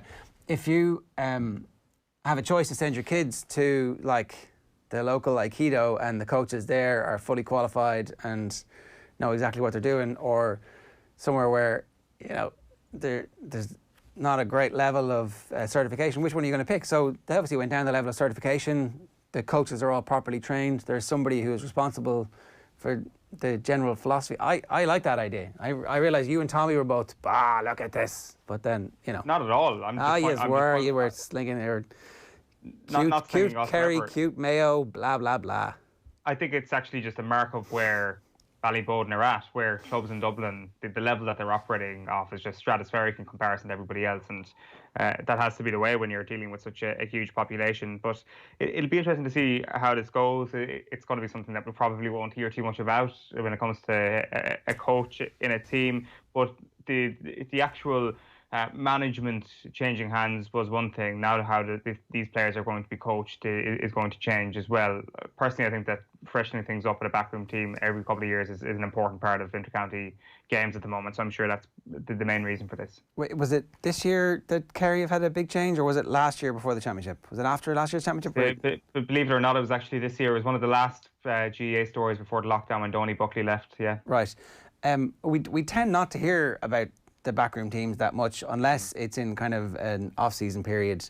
Like Eamon O'Shea came in the middle of the year last year at some point for tip, and then ended up was he essentially the water bottle person, and it's like, well, that guy's pretty well qualified to do that job, and we never know outside what kind of an impact these people are having. Is it an impact on 3 players and those 3 players go on to have brilliant seasons? Is it an impact on the overall shape of the team, how the team gets into formation when they don't have the ball, what they do, what the trigger is when they do have the ball, and how quickly can you change that? Like, changing this stuff in the middle of the season is it's interesting. But then maybe this isn't the middle of the season. Maybe the season hasn't actually properly started, and it only starts in those 4 weeks when they're going to have their 12 sessions in 4 weeks before the first game. For sure, yeah. Like the thing about Dublin is that they've been remarkably well coached down through the years. That's obviously they've had outstanding generational talents within that team, but they've been a very slick operation. Everybody knows exactly what they're doing. And in fact, it was only really when Buckley went in with Mayo that we started to see a team that were on a par with Dublin in terms of how they were viewing the game and the intensity with which they tracked back and they tackled and they pressed on kickouts, for example. So Dublin have constantly set the bar on this, and it looks like that's not going to change anytime soon. One of the other stories, just very quick mention of this story, because I know we kind of touched on it yesterday, on the back of the Irish Daily Mail, and I think it's covered elsewhere as well. It's just Philip Lanigan's piece that counties consider championship withdrawal. So the possibility of counties withdrawing from provincial and All-Ireland championships is becoming ever more real. Laois, the latest to consider it in light of the county's 2-week lockdown, or at least restrictions on their movements. It's probably a step forward from the story yesterday that they were considering not fulfilling their fixtures to conclude the Allianz League, to actually not take part in the championship this year. Obviously, if this turns out to be true, it's a huge story. If we start to see teams actually not take part in the championship, if it happens later on this year. And I wonder, with all the time for thinking that we have this year, if stories like this might actually force the GAA to reconsider the position where you've got 32 different county boards, and you've got, well, more than that, considering most of them are actually that are dual counties of separate hurling and football county boards. You've got tons and tons of different little empires positioned all around Ireland doing their own thing, and it's very, very hard to have any uniformity when it comes to fixtures, when it comes to calendar, when it comes to anything in the GAA. It's very hard to be uniform. And I wonder if a team pulling out of the championship this year will actually be the final straw on this, and centrally the GAA will be like, we need to get a grip on this thing. Like we're seeing it in multiple different sports at the moment. You look at the United States and their college football season and the different medical professionals they have and all the different divisions in college football, which is complete madness. And America's a big country. It's a slightly bigger territory to be able to rein things in. Well, you know, it is, but there's also like vested interest. Like, I mean, if you're the medical officer of I don't know what the Pac-12 or the Big Ten over there, like there's a case to be made that it should be more centrally controlled for sure, because those divisions all control massive territories. It's not we're comparing apples with oranges here, but I do just think that perhaps this is the time when maybe more uniformity could be found in the GAA. I think that this is something that we look at it and we're like, why can't we get a handle on it? Sheehan calls for the abolition of county boards. Is that what I'm hearing? Well, I think that county boards, provincial councils have certainly contributed their fair share of being a nuisance in recent years. It's like there are so many easy fixes, and we've seen them down through the years. This is a lukewarm take. It's nearly a hot take. You're kind of calling. Is it for the amalgamation of county boards and provincial councils? It's not a bad shout. I would be. It's your shout. Go for it. I would be calling for the GAA to have greater control on exactly when they want club fixtures to be played, county fixtures to be played, and unfortunately the ball is always in the county and provincial councils' court at this point. There has been a fear to scrap provincial championships because the provincial councils have too much autonomy or have too much of a say and feel that they are way too self-important. Area man wants fewer sports committees. It's like not the best Onion headline we've ever seen. One thing about the money and them not being able to fulfil fixtures, didn't the government say that they were going to put forward tens of millions for the FAI, the IRFU and the GAA?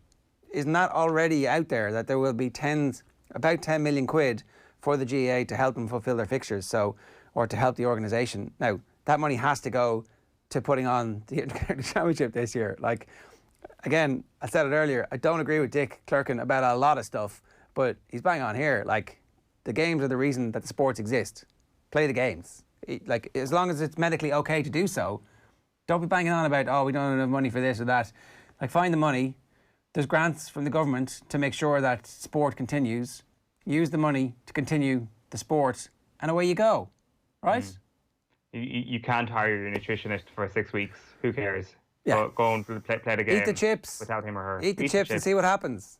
That would actually be a very interesting alternate reality, the chipper derby, or like the Christmas meal derby. Where it's called junior football, Owen. It's called junior football. It's on every Saturday evening with the smell of stale farts and last night's chips, and away you go. A beautiful place to be. Bring all the Intercounty players up to premium level at Croke Park. Give them a massive carvery with loads of gravy. Stand over each player, watch them eat it, and then straight out onto the pitch. And that'll separate the men from the boys. The Harry Ramsden's challenge. We got beaten 3-1 after it. What's next? There's two more stories. There's Phil Jones and there's Mesut Ozil. Just quickly on the Phil Jones thing. This is like a mad story, and it's not too dissimilar to what we've been talking about elsewhere on the show today. This kind of idea of online abuse, and this is different because it's more online pylons. This is not the majority hiding behind anonymous names. This is an official Twitter account who tweeted yesterday, "Name a better footballer than Phil Jones." An account run by and operated on behalf of the company Twitter. Exactly, with a huge following. And naturally, when you tweet something like that, someone like Phil Jones tends to get a torrent of abuse. I didn't actually see the tweet. I didn't see it until the story came out. But there is a poisonous culture that exists here throughout football, actually. It's not just this instance. I'm immediately reminded of that moment when Adam Crafton, who was then working for the Daily Mail, put up his combined Arsenal-Spurs 11 before North London derby, and I think it was 10 Spurs players or 11 Spurs players. Arsenal subsequently beat Spurs in that weekend North London derby, and then Arsenal tweeted the article with like a wink emoji, and I'm not sure that it tagged Adam Crafton, but it was certainly well known that Adam Crafton was the author. He subsequently got a torrent of anti-Semitic abuse online as a result of this, and you're thinking to yourself, could Arsenal have done a little bit better to not instigate a pylon in this particular case? Of course they could. I think that there is a very handy abdication of responsibility when it comes to pylons on Twitter. Just because you're not the silent troll who is abusing someone like Cyrus Christie doesn't mean you can't be non-racist and also create some sort of pylon when it comes to these sort of things. I just think there's a greater duty of care here, and it's really surprising that Twitter are responsible. Well, it's like... it turns out there is a duty of care because you can't trust people not to be racist. And that is pretty crappy because, like, Arsenal should be able to go, oh, look at that. Like, in the same way that, do you remember Volkswagen had that ad about the broken chariot? It was you talking about England not having, well, Brian O'Driscoll saying there would be no England players in the Ireland team, and whatever it was that you said about England that really annoyed them. Like, oh yeah. A little bit of fun around sport is fine, and we want it. So do all of these accounts just need to become completely corporatised, and Arsenal should never have any crack with a journalist who wrote a piece that it wasn't that big a deal? Like, at some point, their responsibility ceases, and the racist people are being racist is the issue. And, like, I get that you shouldn't feed the trolls or stoke them or whatever, but, like, at some point, the issue, and I think we get sidetracked by blaming Arsenal, is that Twitter don't insist that Twitter has a lower standard than the gambling companies do. It's a great point that Darren McGinley made earlier on in the show. Stick your passport on. Let's see who you are. Have whatever Twitter avatar you want, but we need to be able to, you need to have somewhere a record of your name and your address so that we can call around to your house if we need to and say, well, you were a little bit racist there, weren't you? And now you're going to have to go up in front of a judge and defend yourself. Like, is that not the issue? Yeah, like, I guess, who are Arsenal to legislate for the fact that some of the people who might follow their account with whatever 20 million followers might have anti-Semitic views, you know, like, and otherwise you would just have a very sort of vanilla society where you can't really say anything for fear of some idiot coming on board and actually beginning the pile on. Like I say, it's just a really interesting conversation, and it's just the immediate case I thought of when I saw the Phil Jones thing. I guess the Phil Jones thing is just a bigger story because Twitter, it was an official Twitter account that caused it. Yeah. And look, I mean, maybe the inevitable is that there's going to be a pile-on, and that pile-on goes too far. Like, and so maybe anything that instigates a pile-on is actually bad Twitter etiquette, and so Arsenal should have known better. I understand why you would try and have the crack, and it turns out you can't have the crack because racists. People take the crack too far. We'll finish up this morning, Ger, on Mesut Ozil. He's been speaking to David Ornstein. Great news for Arsenal fans this morning. Mesut Ozil is here to stay. He ain't going anywhere. He has got his big fat contract, and he is going to sit on that bench all the way through till the end of the next season. I guess, why wouldn't you? Yeah, good man. That's what contracts are for, to protect the rights of the worker. For sure.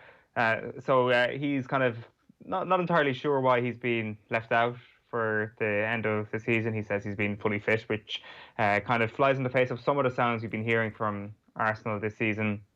Like he talks about the fact that he was fit, he was available, he will be available for the start of the next season, and it's up to the manager to pick him.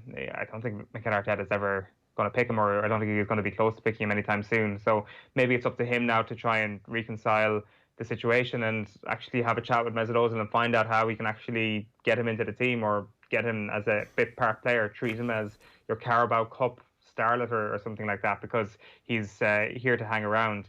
Like, he's been speaking as well about the pay cuts, and Mesut Ozil obviously has got a bit of press for not taking a pay cut initially. So he's saying that as players we all wanted to contribute, but we needed more information, and many questions were unanswered. Everyone was fine with a pay deferral, he says, but there was so much uncertainty. I would have been okay to take a bigger share and then a cut if required once the football and financial outlook was clearer, but we were rushed into it without proper consultation. He says you've got to know everything, you've got to understand everything, and he says there was a lot of pressure and it wasn't fair, especially for the young guys, and I refused. Then he mentions his charities, he mentions commitments to his family in Turkey and in Germany, and the new projects that he started in London, and obviously he needed the money for that, is kind of what he is suggesting on that front.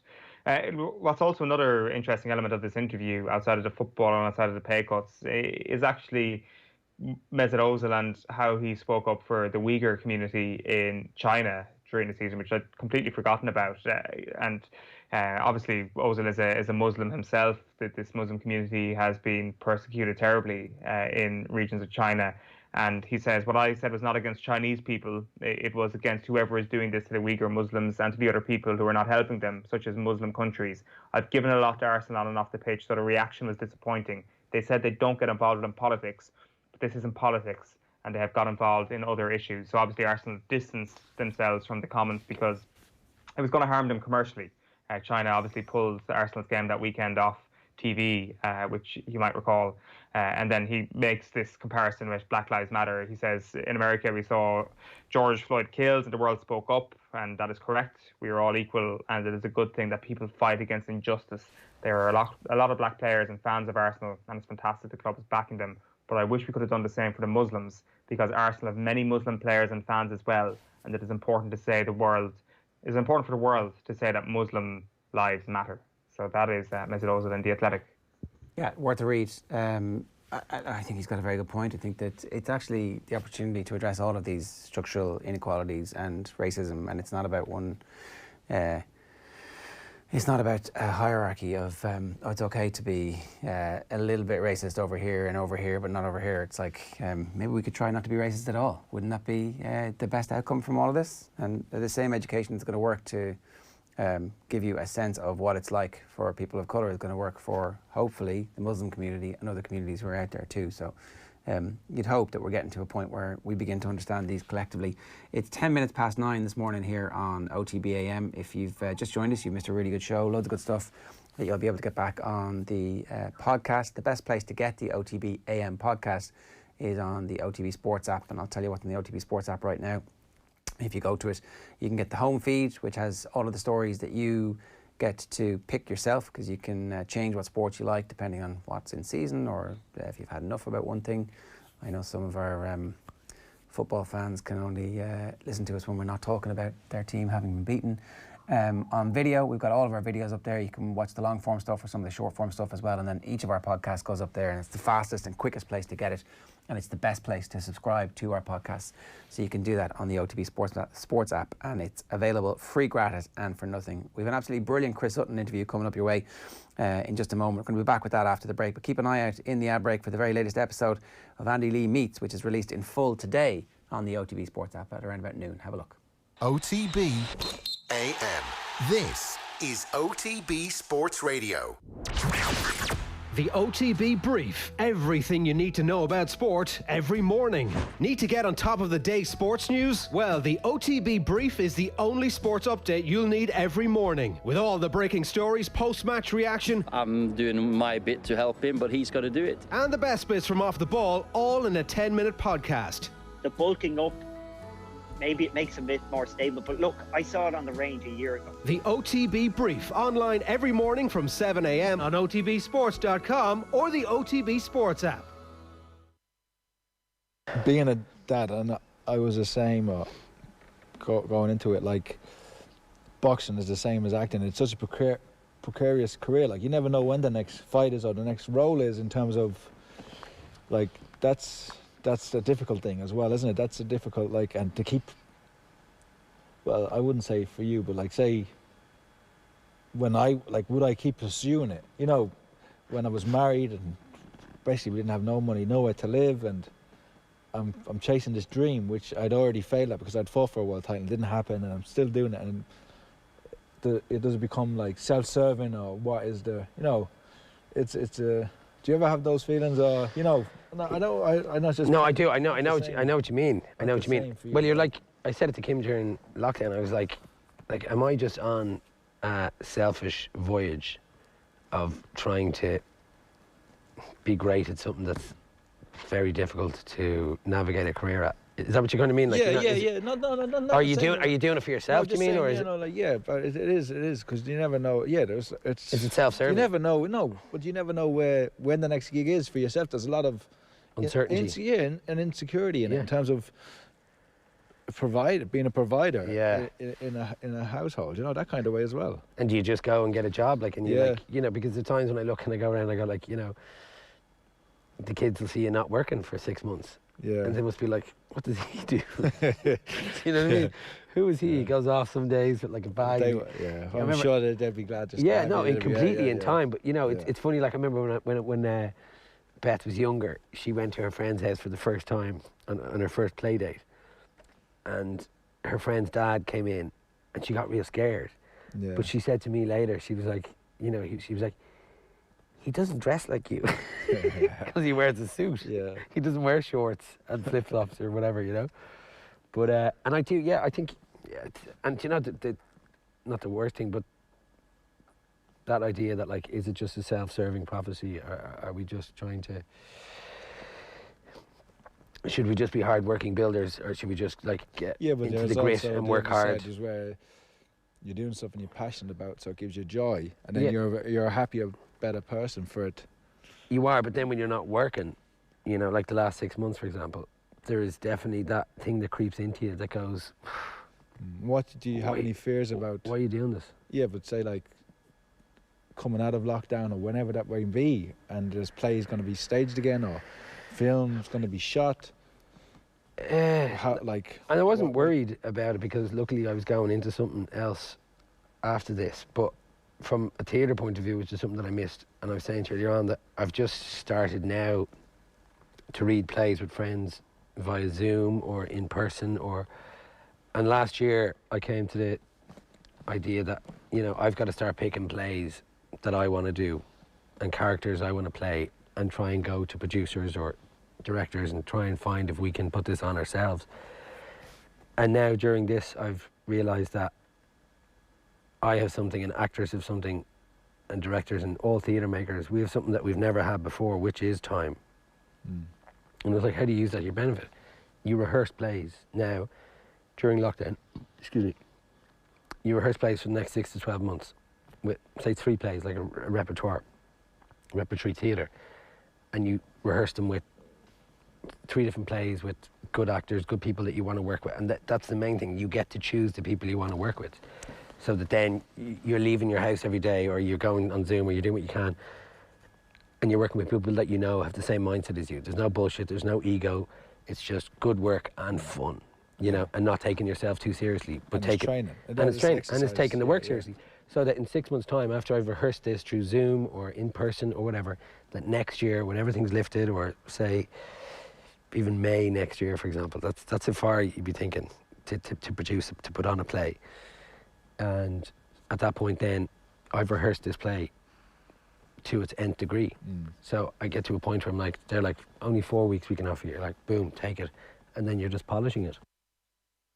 Now that the UEFA Champions League has returned, OTB has teamed up with Pepsi Max and Doritos to bring you another brilliant roadshow, but with a difference. Our very own Nathan Murphy will be joined by David Myler. I just seen Kenny Dalglish out the corner of my eye. Chris Sutton, Stilian Petrov, Neil Lennon and Jason McAteer. You could keep a squad of 20, 22, 23 players happy. For a very special remote roadshow. It can only be experienced by picking up our special code to view over Zoom, so keep your eyes peeled on how to win on our social channels. Pepsi Max and Doritos, it's back, get ready.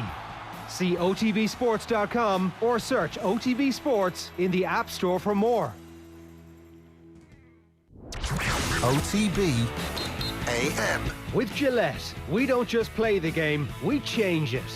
Gillette, made of what matters. There's a clip in the ad break there from episode 4 of our new series, Andy Lee Meets, which sees Andy chat to the actor Peter Coonan. Be sure to keep an eye out for the full interview with Peter, which drops on our social channels a bit later on today and is also going to be played in full on this Sunday's Off the Ball. Andy Lee Meets is in association with the all-new Seat Leon, the brand's first fully connected car. That's really good stuff there, with the two lads talking about the difficulties of being both a boxer and an actor. Now, Chris Sutton is going to be one of our very special guests at the Pepsi Remote Roadshow on the 20th of August. It is an all-star lineup, Celtic and Villa legend, Stilian Petrov, Neil Lennon, the current Celtic manager, Jason McAteer, David Myler are also going to join Nathan on the night alongside Chris Sutton. Download the OTB Sports app for more on that and for the details of how you can get tickets. So go on to the Play Store or the App Store, download OTB Sports, click on the events, and you should be able to apply for tickets for that one. Really looking forward to it. Chris Sutton also has a new book out, which is called You're Better Than That, which apparently is his catch cry on 6:06 on Saturday evenings on BBC 5 Live. Yesterday afternoon, Owen caught up with him for a chat. Okay, so Chris Sutton has got a brand new book out. It's called You're Better Than That, How to Fix Modern Football. Chris, thanks a million for taking the call. How are you getting on? Very, very well, thank you. Yeah, excited about the book. I don't get excited very often, but I am excited. It's out now, and it's going pretty well as far as I know. Yeah, the book is basically a 25-point manifesto on how to improve the game of football, and it's actually interesting reading this in the current climate, because a lot of what you're saying has been crystallized by the global pandemic that we've had, especially when it comes to the money swirling around in the game. Yeah, I think that you're right in what you say. I mean, the book is about a wide variety of subjects. And first of all, can I just say football? I love football. Football has been my life. I love sport, and it's the game that we all love. But there are issues within the game, and within the book, it's split into 5 different sections, and there are various topics in the sections, things like diving, which has been really prominent in recent times. And we need to get on top of these things. I think it maddens people, when they see players throwing themselves to the floor. But you touch on the money situation. And only this week, one of my sons said to me, do you know what? I think it's £100 to buy a new Liverpool shirt, which is, that's extraordinary. £100 for a pundit to actually pay for a football shirt, which costs a tiny fraction of that to make. That's exploitation, in my view. And there are, many other issues within the game which needs sorting. And it's not just me having a pop at Liverpool here; it's across the board. Where I do feel that football clubs they exploit fans. Ticket pricing's another issue. For sure. The football shirt point is an interesting one because it's twofold. First of all, you've got the exploitation of the football fans in that way, but it's also exploiting the substance versus style issue, which you touch on quite a bit in the book, that people want to be on vogue quite a bit when it comes to their attachment with a football club, and having the brand new jersey is a really important thing. It comes back to what you talk about, your issue with coloured boots, for example. That one's a bit. That one's a point of principle. There's light and shade in this book. When I was younger, it was, of course, it was black boots. Everybody had black boots, and then the game changed. And even when I was at Celtic, the likes of McGeady and Maloney would come to train with the first team in like different coloured boots. So you think, well, come on, you've got to earn the right, guys. But I think that, there's a situation where now younger players, well, not just younger players, but there are people out there who are more worried about what they look like. Whether they've got the right footwear, whether they've got sweatbands, a hairband, a snood. What's a snood?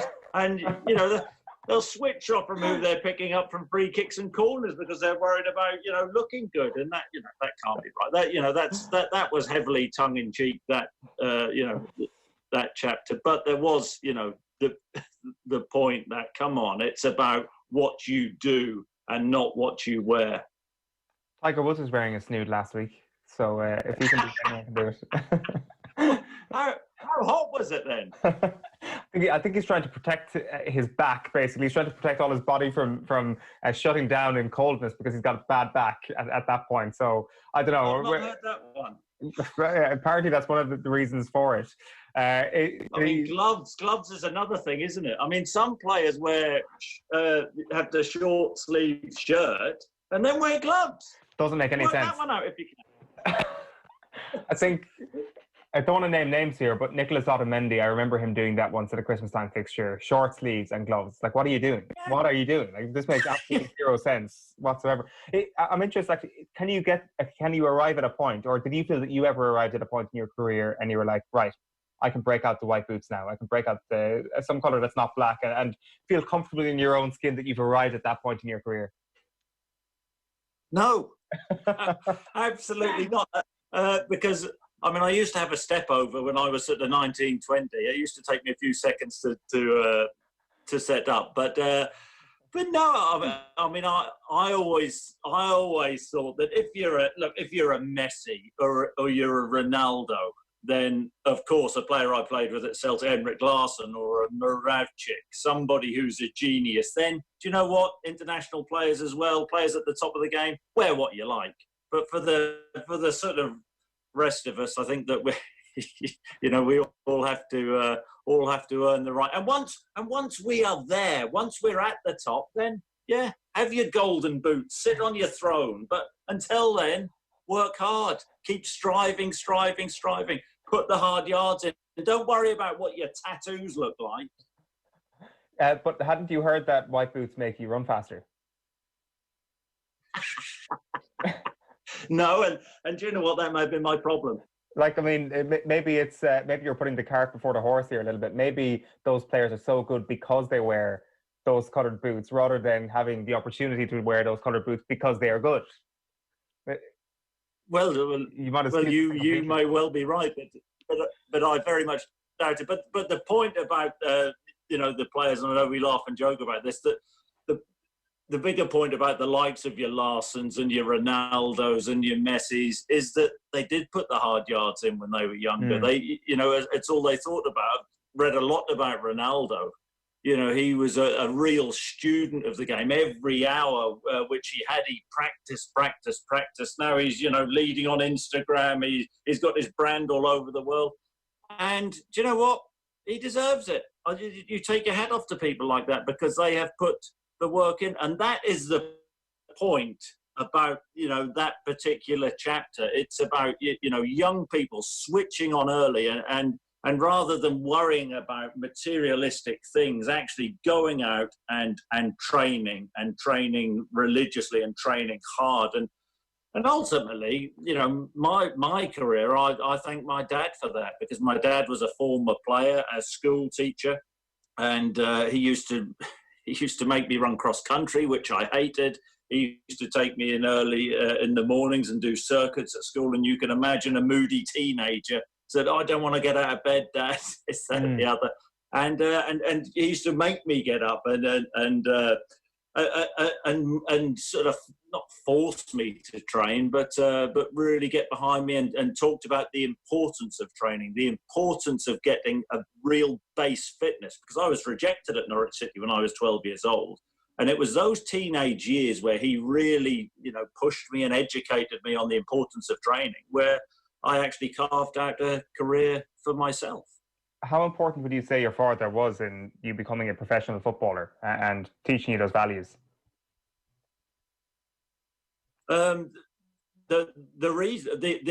main reason, by a stretch. Without those years, those teenage years, I've absolutely no doubt that I would have been doing something else, maybe working for the local county council or something. I really don't know, but it certainly was because I put the hard yards in. The years, nobody likes being rejected. I was rejected at Norwich when I was 12 years old. They said I wasn't good enough, and I didn't like it. Thought that was my chance gone as a 12-year-old, of course, slightly immature. And then I got another opportunity when I was 16. But the work, just a trial period, but the work I'd done in those years, 13, 14, 15 and 16, which I put in physically and mentally, when I went back and got the opportunity with Norwich again, I was in a far stronger place mentally than the players who had gone up through the age groups, if that makes sense. And when I got that chance again, I felt I was far hungrier, where the boys who had been in the system had coasted. So I got that second opportunity and then quickly really established myself. But that was because of those years, the hard yards, not worrying about what boots and what shin pads and what sweatbands I was wearing. And I didn't have long hair as well, so I didn't have a hairband. There's a lesson for that in everybody, I think, Chris, and it's not just, I guess, refined to your era, and that hasn't changed with time. The idea of coming up through the ranks of a football club is still something that is a very contentious issue. And we've discussed this quite a bit on the show in recent years about academies and about the idea of whether or not that's actually the right way to go. If getting poached as a 12 or 13-year-old is good for you as a footballer, whereas if you go to a lower division, if you're an Irish footballer playing in the League of Ireland for a little while, establishing yourself as a young footballer at senior level, instead of getting babysat through these academies, it does seem to be that is the better way to go. Yeah, I would agree with that. I think, if I look back to my own career, there was a pathway. Norwich City were a first division club, or the equivalent of a Premier League club back then. But when I broke into the youth team, you're one step away from the reserves, and of course the reserves is one step away from the first team. There was a very small first team squad, and it was literally if a first team player was injured, then the player who was playing well, the best in the reserves, would get that chance. So from very quickly playing for my school team, within a year I was playing for Norwich City reserves against established first division players as they were back then, the likes of Roy Wegerle, Paul Walsh, Vinnie Samways, really good footballers. And I couldn't believe, I wouldn't have believed that had somebody told me that the year previous, when I wasn't attached to any club. And of course, then you get the confidence from that. And then I got my opportunity in the first team through an injury. Nowadays, I think if you're a young player, I think you make a good point, the pathway is blocked. It's a numbers game. That's not to say some young players don't get through, because of course they do. But I think, the sensible approach now for most young players is actually, you talked about the League of Ireland, and Scotland should be another breeding ground for developing players. But in England, certainly at Premier League level, the pathway is blocked. And then you have, the likes of clubs. There's a chapter on stockpiling players, the likes of clubs like Chelsea, Manchester United. It's a business within a business, isn't it? And it's a money-making scheme, but it certainly makes it more and more difficult for young players to make that breakthrough. And even at the very top level, in the talents of the most incredible kids that we see coming through, it can be difficult. Like the Jadon Sancho case study is an interesting one at the moment, where he might end up playing for Manchester United, having not made the breakthrough at Manchester City. Now, of course, there are added complications around this, where had he waited another year, Pep Guardiola probably would have given him a chance at the same time as Phil Foden. And there was a little bit of impatience on Jadon Sancho's side. At the same time, you applaud a kid for backing himself. I'm keen to get your take on that whole situation, and whether or not Manchester City will be regretting that, or is it actually just feeding into the whole idea of stockpiling players too much, and that's why City have found themselves in this situation? Really interesting one, that, isn't it? I take my hat off to Jadon Sancho. I mean, there's a strong argument. I don't know how you feel about this, and how other people feel about this, that Phil Foden, for his talent, still hasn't had enough game time for Manchester City. I think he's played I think this season is something like 6 Premier League appearances. I may be wrong. That's off the top of my head, but that's not enough. And then the last few seasons, I think we've all been saying this should be Phil Foden's season, where he gets the opportunity. Now with David Silva leaving, we would expect him to get more game time. But I think that that with Jadon Sancho, he should be applauded for actually having the strength of character to say, well, do you know what? And the intelligence to look at the situation and think, do you know what? I'm not going to play here, and it's okay. I'll be training with great players every day, and that may benefit my development. But I want to go out and play games. And he went across to the Bundesliga, and his reputation has really, really grown. And real credit to him for doing that. And now we see a lot of younger players actually following the same path. So in many respects, Jadon Sancho has been a pioneer. It does seem that is like, exactly as you said, you would not be surprised to see another bunch of youngsters following that exact same path at this moment. Instead of asking yourself, will I break into this Liverpool or City team? You know what? My agent's got a Bundesliga club lined up for me. Why not even just try it out for a year or two? Yeah, and the Bundesliga is a fantastic league. You know, I'm a big fan of the way the German teams play. But is that not a common sense approach? You know, it's not about what money they're earning. These boys are hungry. They want to get on. They want to establish themselves. And because of that, you know, I think it's a really sensible approach, and we're seeing it more and more often now. I mean, it's interesting, I think, is that Jude Bellingham, Manchester United is showing a strong interest in him, weren't they? And he's another one who's gone across to the Bundesliga. And it's something which now I think that the Premier League clubs will have to seriously start to think about, and maybe giving young, I mean, it may change in terms of their approach, and thinking, well, do you know what? We might have to give these young, talented players more opportunity. But then, you know, there's another argument that managers are under so much pressure these days. You know, if they don't win, within 4 or 5 games, if they lose 6 games on the trot, then they get the sack anyway. So, you know, that's another chapter. It's a vicious cycle, isn't it? And it's actually interesting that post-lockdown, we saw potentially more kids getting just a little bit more game time. Like Foden racking up a few more appearances. You had like Bukayo Saka and Mason Greenwood all of a sudden looking good, because there wasn't a transfer window for anybody to sign them, replacements in the off-season, and the pressure that the managers feel couldn't be channeled into, you know, spending millions of pounds, and perhaps that was one of the reasons for that. One of the other things I wanted to ask you about from the book... And the club... Sorry, go on. Oh, yeah, and the clubs have assets now. Now, I live in a place called Norfolk, which is, you know, the local club's Norwich City. Now, Norwich City, you know, when I got my breakthrough, it was a club renowned for developing youth players, and, you know, had a very good record of developing players. The likes of Craig Bellamy came through at Norwich City. For the older listeners, that, you know, the likes of Ruel Fox and Dale Gordon, and it was a you know, real conveyor belt. And then when the club got relegated from the Premier League under Alex Neil, they had players on huge wages, and Norwich, of course, came up with under Daniel Farke, got relegated again. But all last season, Daniel Farke was talking about the club paying for mistakes of the past. Financially, you know, the club were in a tricky situation.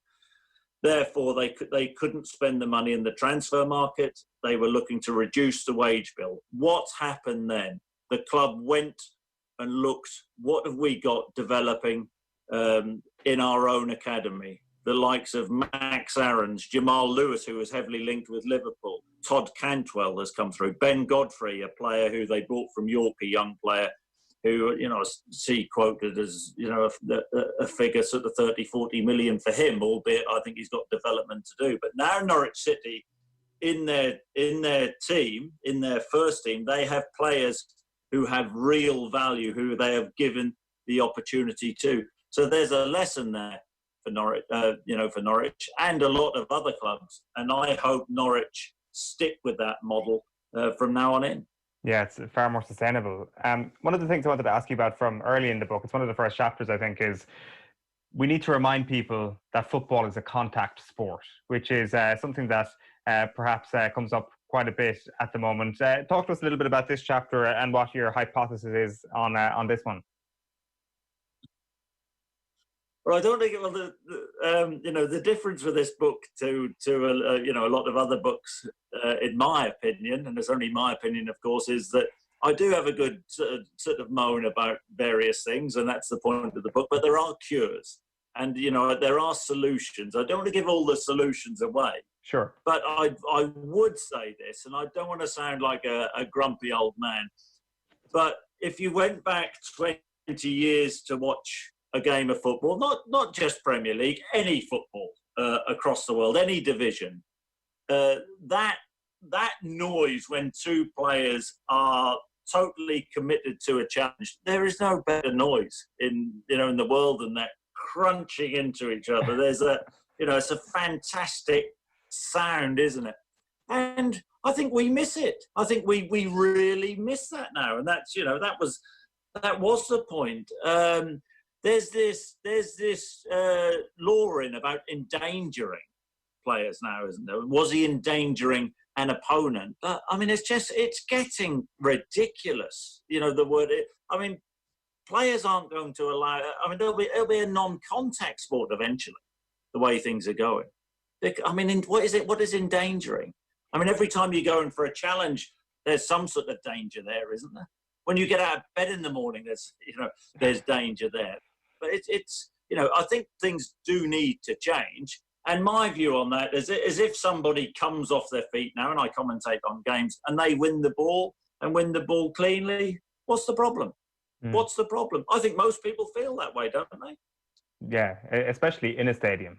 It is as big a roar as you can possibly get, I find. One of the questions I have around this particular section, what is your theory behind putting Terry Butcher ahead of Roy Keane on your hard man list?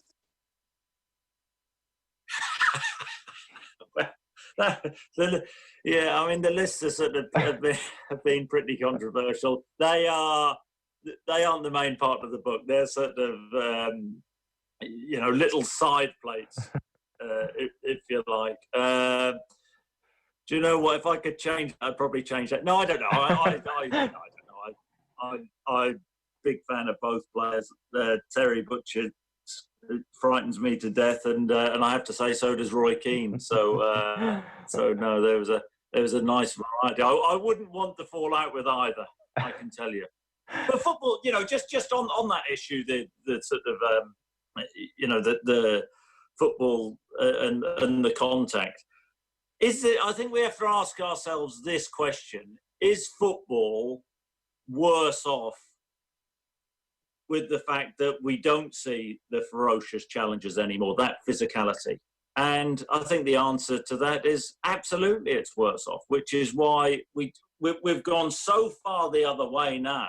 Eventually it will be very, very difficult to bring it back. So which is why, as a matter of urgency, really, we need to get back to just a semblance of, if there's a strong challenge, we can accept that.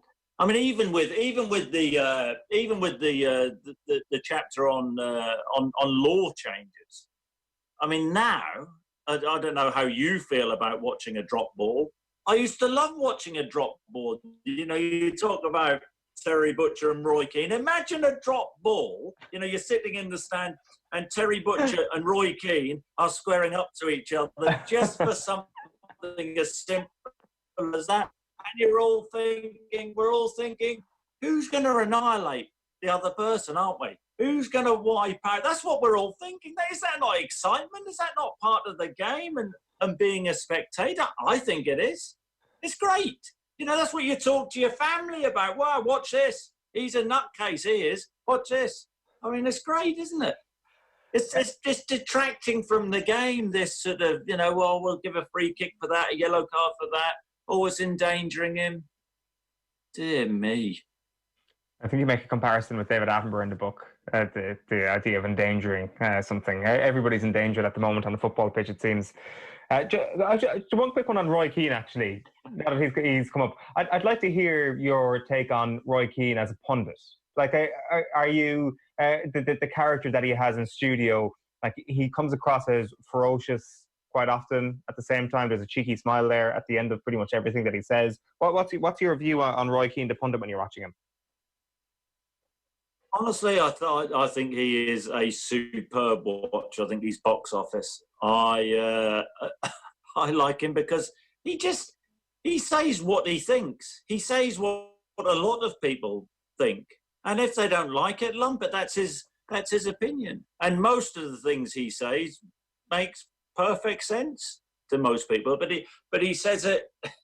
He says things strongly. But that's the way he always was as a player. He speaks the truth. So, I find him an intriguing watch, and he's one of the people. If I know he's on television, I would, without doubt, turn it on. He is one. He has his own opinion. He's not frightened to get stuck into other people who want to sit on the fence. And I thought he was a brilliant player. I was with him for 2 weeks at Celtic, and because he came when Gordon Strachan came in as manager, and I always had the utmost respect for him as a player. Albeit, in my younger days, I was at Blackburn Rovers and he was at Manchester United, so there was quite a strong rivalry there.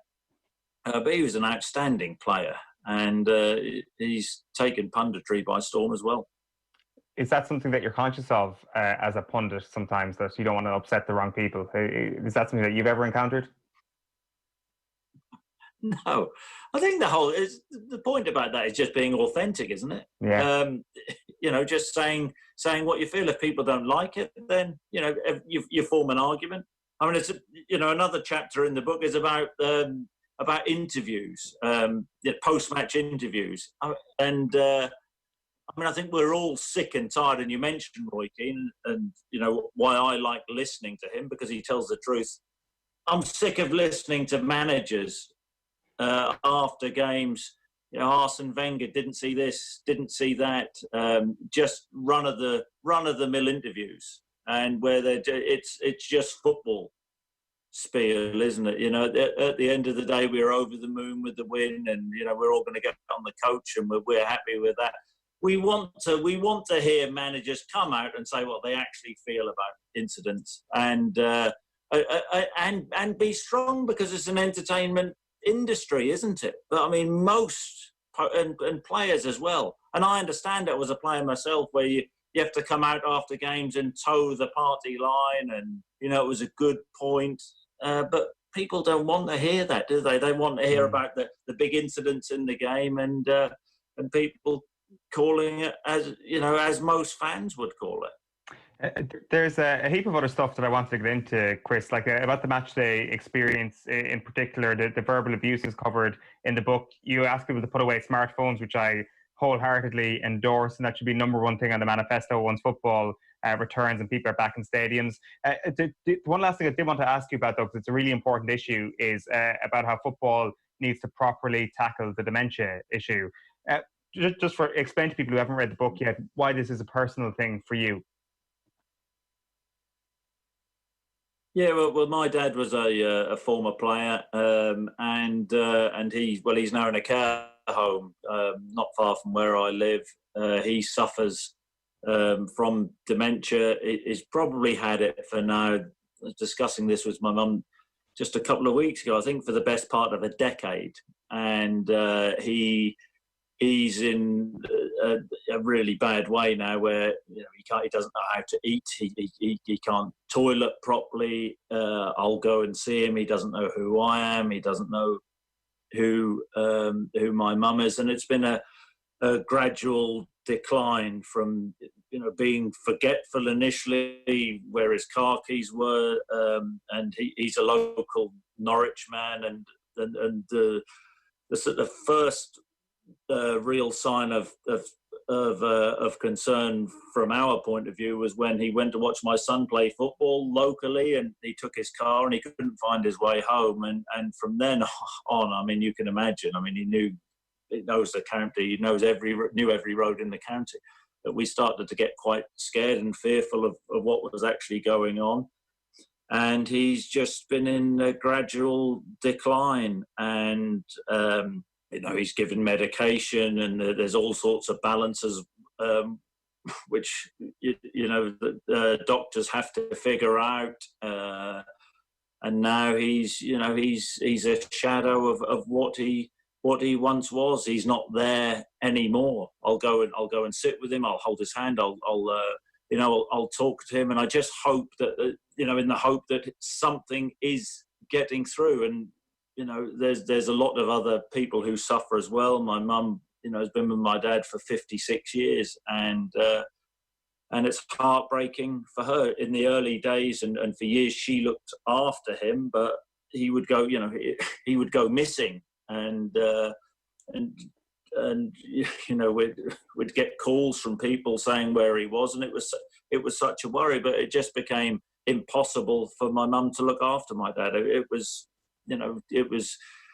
taking a massive toll on her life, hence why that he's in a care home now, and the care home which he's in, he's looked after absolutely brilliantly with him. And I mean, it's a thankless task, and it's been very, very hard with the COVID situation where we couldn't see him for months, and went to see him the other week, and he came down, and he's brought down by a carer. He's in a wheelchair now. He can't stand up, and there's nothing left of him. And he was a very strong.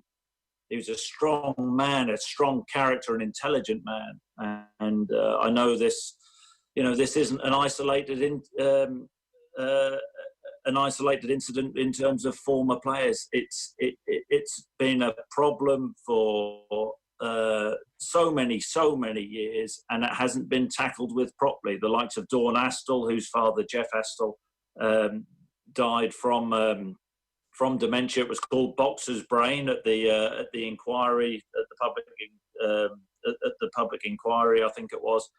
And that verdict was never recognised. An industrial disease verdict was never recognised. And the PFA, the Players' Union, my gripe with this is that the head of the Players' Union, Gordon Taylor, it's his duty of care to look after former players and professionals like my father. And he knew that there was a testing process which was put into place.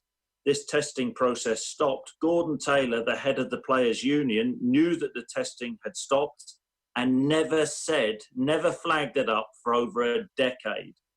What could have happened within that decade had Gordon Taylor, and it was his duty to do so, had he just said, okay, the testing has stopped for whatever reason, because these things don't always work, and we understand that. But what a difference that could have made, that 10 years. It's not going to save my dad. My dad is dying the most horrible, horrible death imaginable. But it may save future generations to come. What will happen, the way things are going, and this will happen, is the likes of my generation, 15 years on, 20 years on, even less than that. Family members, when we are suffering from dementia, will say, why on earth didn't we do something? Why on earth was there not more effort put into funding to try and finding, what this link is between heading a football and dementia? Because it is there. The studies have been done. I think you're 5 times more likely to get Alzheimer's. Alzheimer's if you had a football, 3.5 times more likely to get dementia. There is something in that. And there should be a far greater urgency within the game than there is. And I think that's a massive problem.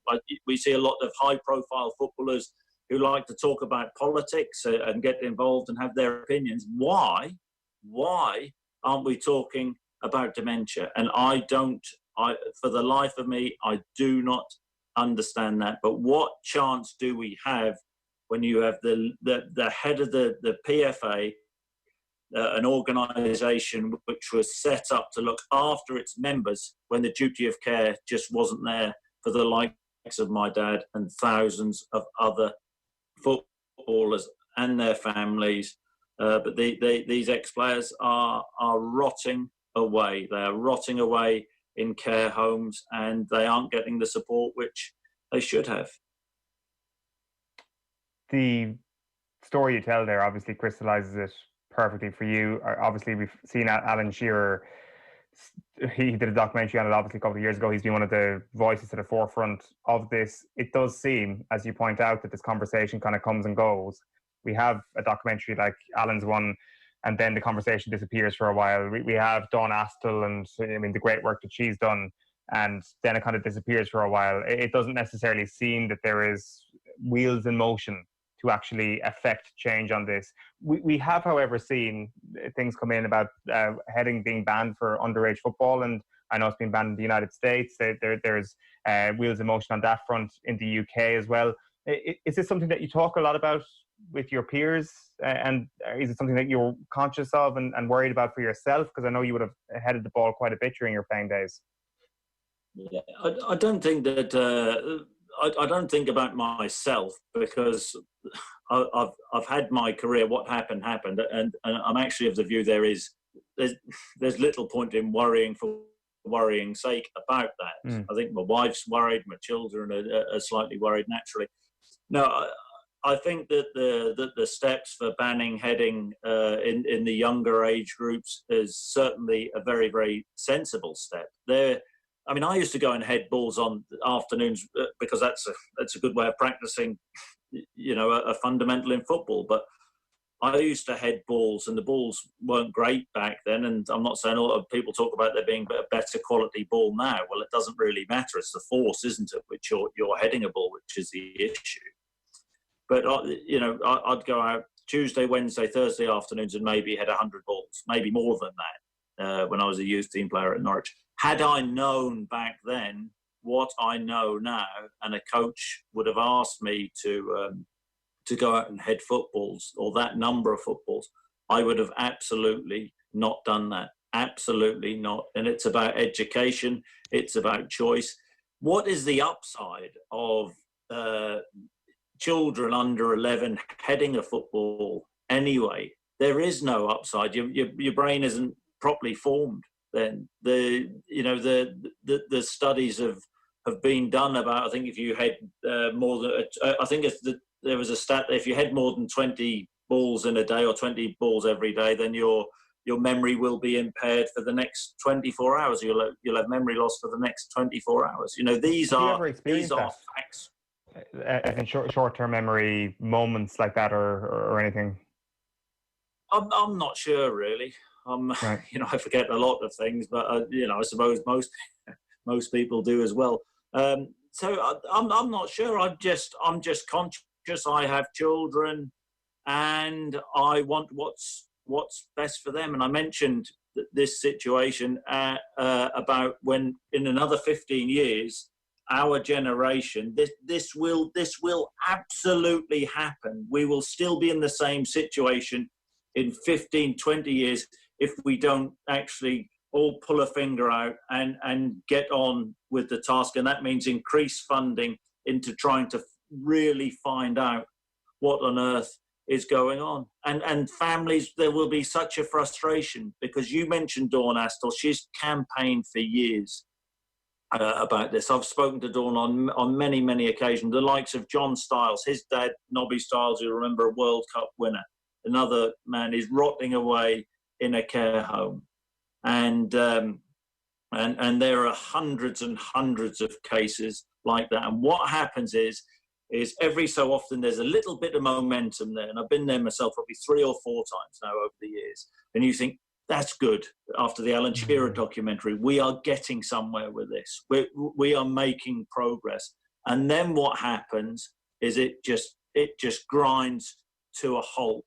And then, the anger starts. And, I speak to Dawn, who's been a leading light with this, but it is so demoralizing. But this is going to be a vicious circle. This is going to be a continuous cycle. It's not going to stop. And unless you actually know somebody who's affected, as my dad is affected, and unless you actually can sit there and see the decline, I mean, it's awful. It really is.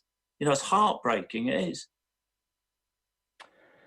Yeah, I completely agree with you that there tends to be wheels in motion every so often. How do we make this a more sustained thing? Well, finance, money is important, of course. Research is important, but will is the most important things. The will within the game. Having somebody who is at the head of the players' union, who cares, who does the right thing. Gordon Taylor may have done a lot of things good for football players over however many years he's been in charge, 40 years. He may have done a lot of good things. With dementia, he has been an absolute disgrace with it. And he's never, ever, ever once come out and explained why when the testing stopped and there was more than a decade of silence, he's never given a satisfactory on record as why he didn't flag it up then. And he knew that. So how on earth are we going to get on top of the fight against dementia when you have a man like him in charge? It's not going to happen. And he surrounded himself with a power base of people, and he's a very, very clever man. He is a great survivor. That's That's what he is. That's what he is. But the reality is my dad was a former professional footballer, and there are thousands of others around the country. You only have to look at the numbers. And I said many times in the last 5 minutes, they are dying the most degrading, deplorable. I mean, they're dying in such a manner. It's the most horrible way to die. Losing your faculties, not being able to eat properly, not being able to know what to toilet. I mean, it doesn't get any worse than that. He can't brush his hair. He can't clean it. He doesn't know what he's doing. He just sits there staring into space. That's what he does, and it's not getting any better. It's just been a gradual decline. It's eating away at him. It's a cruel disease. There's no life. No, absolutely. It's like when you read the book, Chris, in fairness, it's very hard to think of an issue in football that is more important than this at the moment. And it is just astonishing that perhaps what we see in football discourse doesn't represent that fact. We've kept you here for long enough, Chris. I really appreciate your time. As you can probably tell from the last half an hour or so, you're better than that. How to Fix Modern Football is a brilliant book. There is many more of Chris's thoughts on dementia, on heading the ball inside in the book. There's other important issues, perhaps less important, but important nonetheless, covered within. And there's also some really funny moments in it as well, as hopefully we tried to get across today. Chris, thanks a million for taking the call. Best of luck with the book. And I know we're going to chat to you again soon on our Off the Ball Roadshow, where you'll be delivering some great Celtic memories. OTB AM. Yeah, wide-ranging, it's fair to say, interview that Owen did with Chris yesterday, and loads of great crack, and then also unbelievably powerful stuff at the end where he recounts the current situation with regard to his dad. That roadshow that Owen mentioned is a special remote Pepsi roadshow next Wednesday, the 20th of August, and tickets, I think, are available still on the OTB Sports app. If you haven't got it, go get it. That's it from the show this morning. Coming up on Sports Radio today, Dadcast at 12 o'clock. OTB Gold is Ronnie Delaney. State of the Union is episode 4, a replay of our interview from the midst of lockdown with the IRFU CEO Philip Brown. Golf Weekly is live at 5 o'clock. OTB Gold is Dr. Harry Edwards talking about O.J. Simpson. And then from 7 o'clock to 10 tonight, OTB is live. If you missed anything, catch it back on the podcast. It's all timestamped, so there's no excuses for you missing out on anything that you want. We'll see you tomorrow morning at 7:30. Go easy. OTB AM. With Gillette, we don't just play the game, we change it. Gillette, made of what matters.